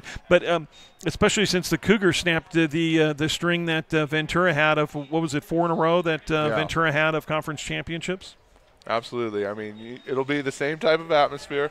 Things might go a little bit different in terms of the game flow and the turnovers and the things that dictate the pace of the game and how it unfolds. But, Canyon's number 1 defense in the state for a reason, and the offense ain't bad either. So regardless of who it is, Canyons is going to be a tough opponent. So the Cougars trying to take as much time off the clock here inside 7 minutes, 6:40 and counting, 3rd and 12. Back to past Egat, gets the screen to Dunn, and he's going to get up to the 25, and that's it. So the Cougars will kick it away here. Tanner Brown will – let's hope Tanner Brown doesn't get a taunting after the punt. Tanner Brown, remember against, my gosh, was it against Golden West or East LA? It was against East LA at the end there. When Cougars the game was over, and on 4th down, the big run. He ran for it, and then he put his head down and was all excited about it. And Coach Iacenda gave him an earful when he came to the near sidelines. Brown gets off that kick, and it's going to take a Cougar bounce inside the 40. Roberson's going to let it go. We haven't seen anything pretty much from Cameron Roberson.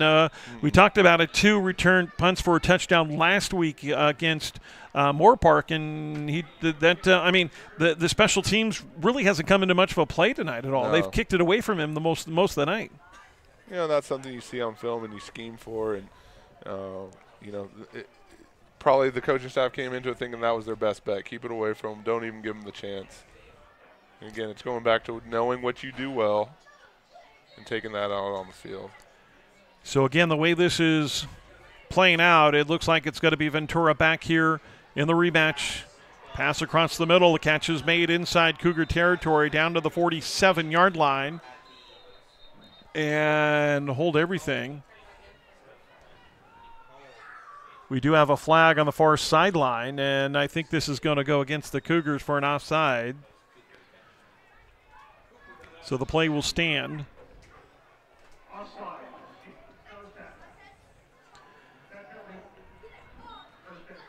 Chance Cooper making the grab for the Renegades, his first catch of the night. So 5.5 minutes left for the Cougars to go perfect 10-0.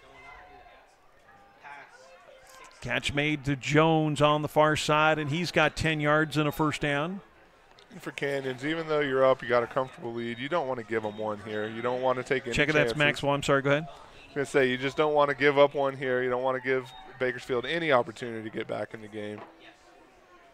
It's important to stay disciplined here down the stretch. Continue to do the things you do well. Don't get baited into any, dumb penalties or altercations, anything like that. Jesse, we haven't even noticed this. Jeffrey Middleton is the new quarterback out of Atascadero High School. And he has come in there for Irby. The false start's going to go against Bakersfield. And, I guess we should have known. Irby at 6'4" and Middleton at 5'11". But, they don't even have Ortiz isn't in the game right now either. Do you know if Elisha Ortiz has any offers from anywhere? The kid's talented enough to play in the next level. Oh, I'm sure he does. A lot of times that's something the programs keep to themselves until it gets a little bit closer to signing day. But certainly a talented young man. I'm sure he's gotten some looks.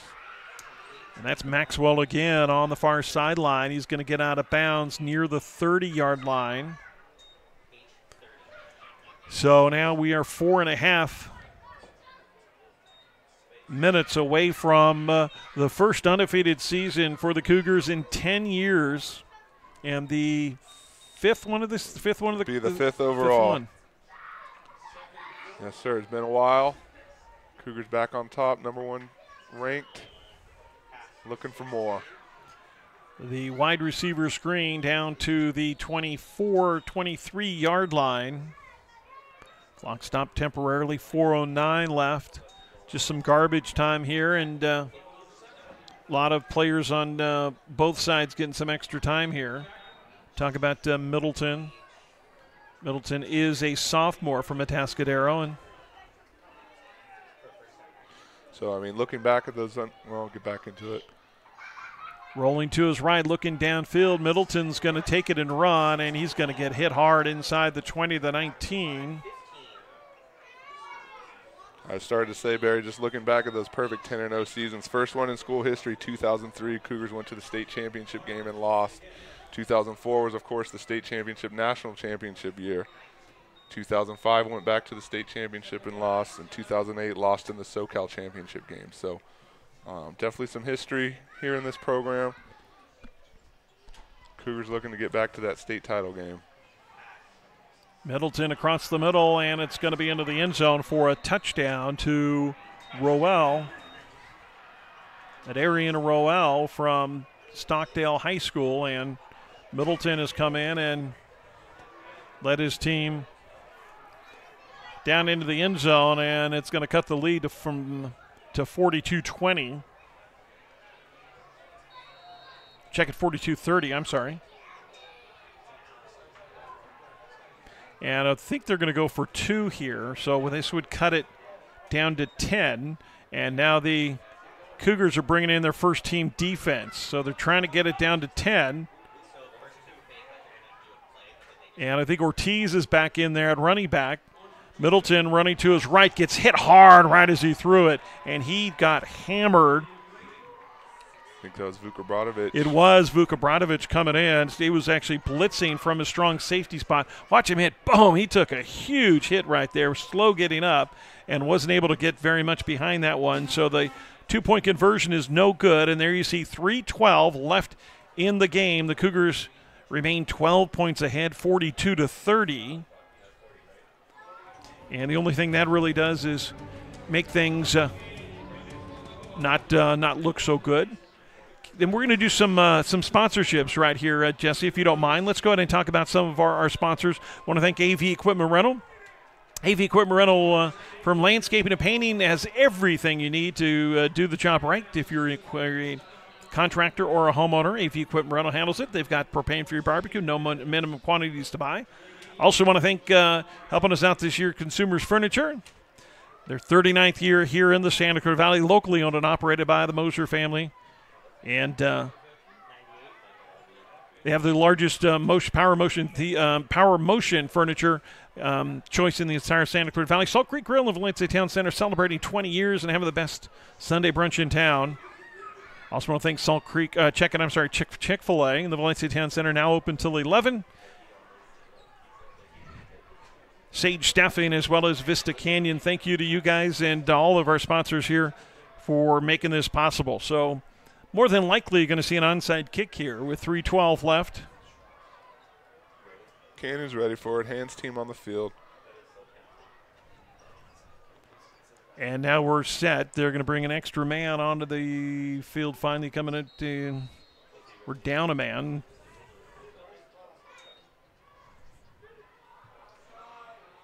It was offsides, and the ball goes out of bounds. So it was fairly obvious that one of the Bakersfield players was over the 35-yard line before that ball was kicked.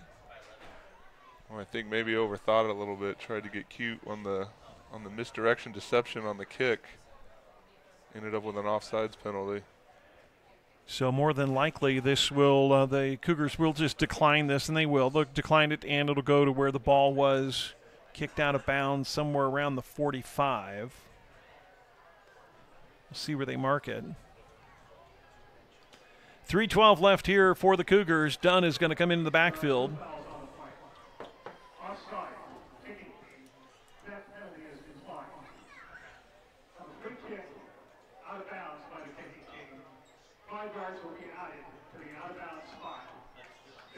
So there you go, 5 yards added to the out-of-bounds spot up to midfield. So the Cougars have it at the midfield stripe. 3:12 left.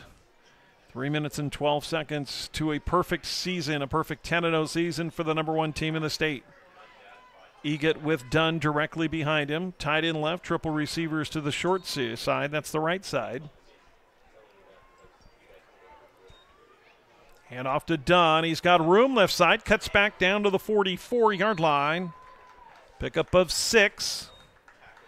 And Jesse, just doing the math, you got to get probably about 2 first downs here to put this thing away.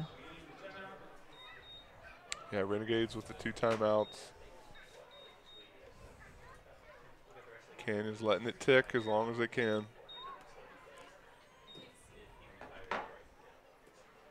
Coach Iacenda looking for his second conference title here with the Cougars. First came in his rookie year, 2013.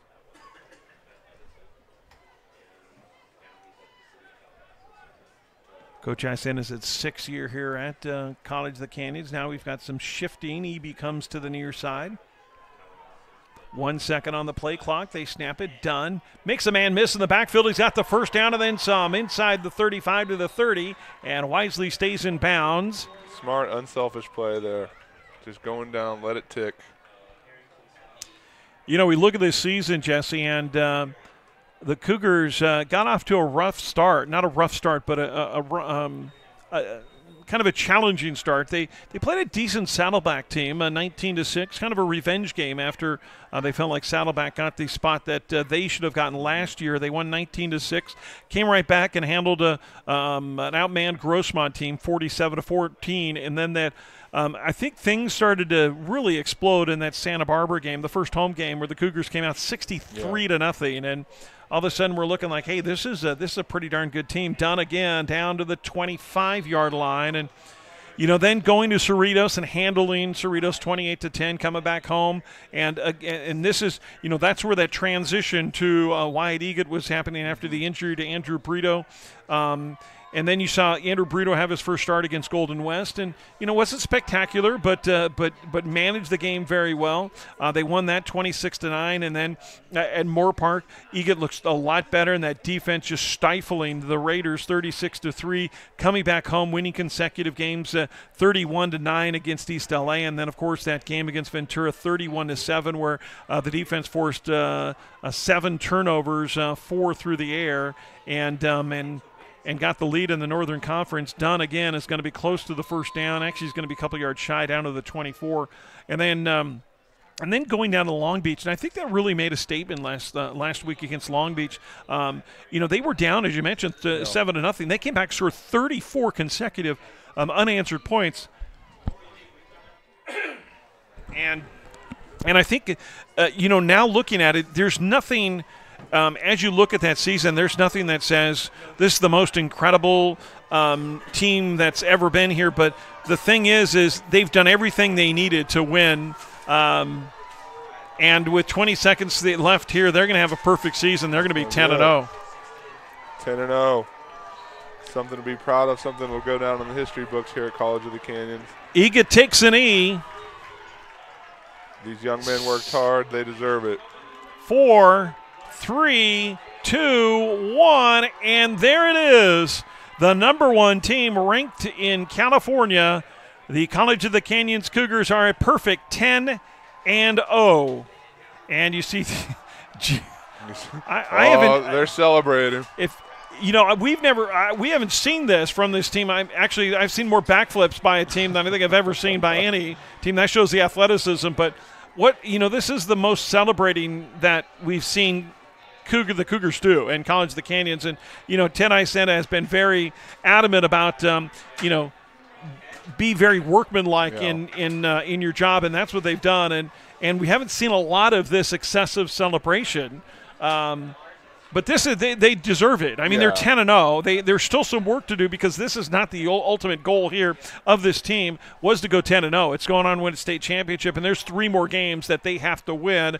And this 10-0 would be great, but there'd be an asterisk with it if it doesn't end up in Sacramento. Sacramento won on December 8th. Absolutely. And like you said, they worked hard. They deserve to celebrate. And coaches let them have a moment and then quickly drew them off. It's back to business. It's getting this huddle.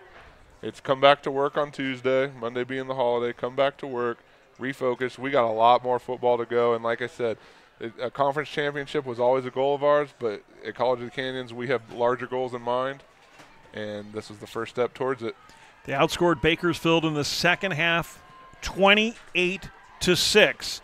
And that last touchdown late against the second and third teamers, but nonetheless, it is a perfect 10-0 season for the College of the Canyons Cougars.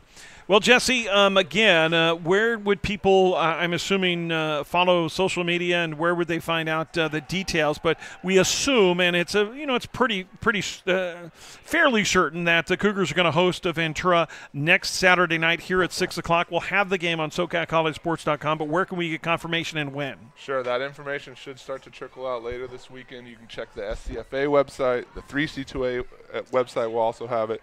And as soon as we know, that'll be posted on cocathletics.com and on social media at COC Athletics, Twitter, Facebook, and Instagram. So as soon as we have word, we'll share that with our fans. And then, hey, away we go.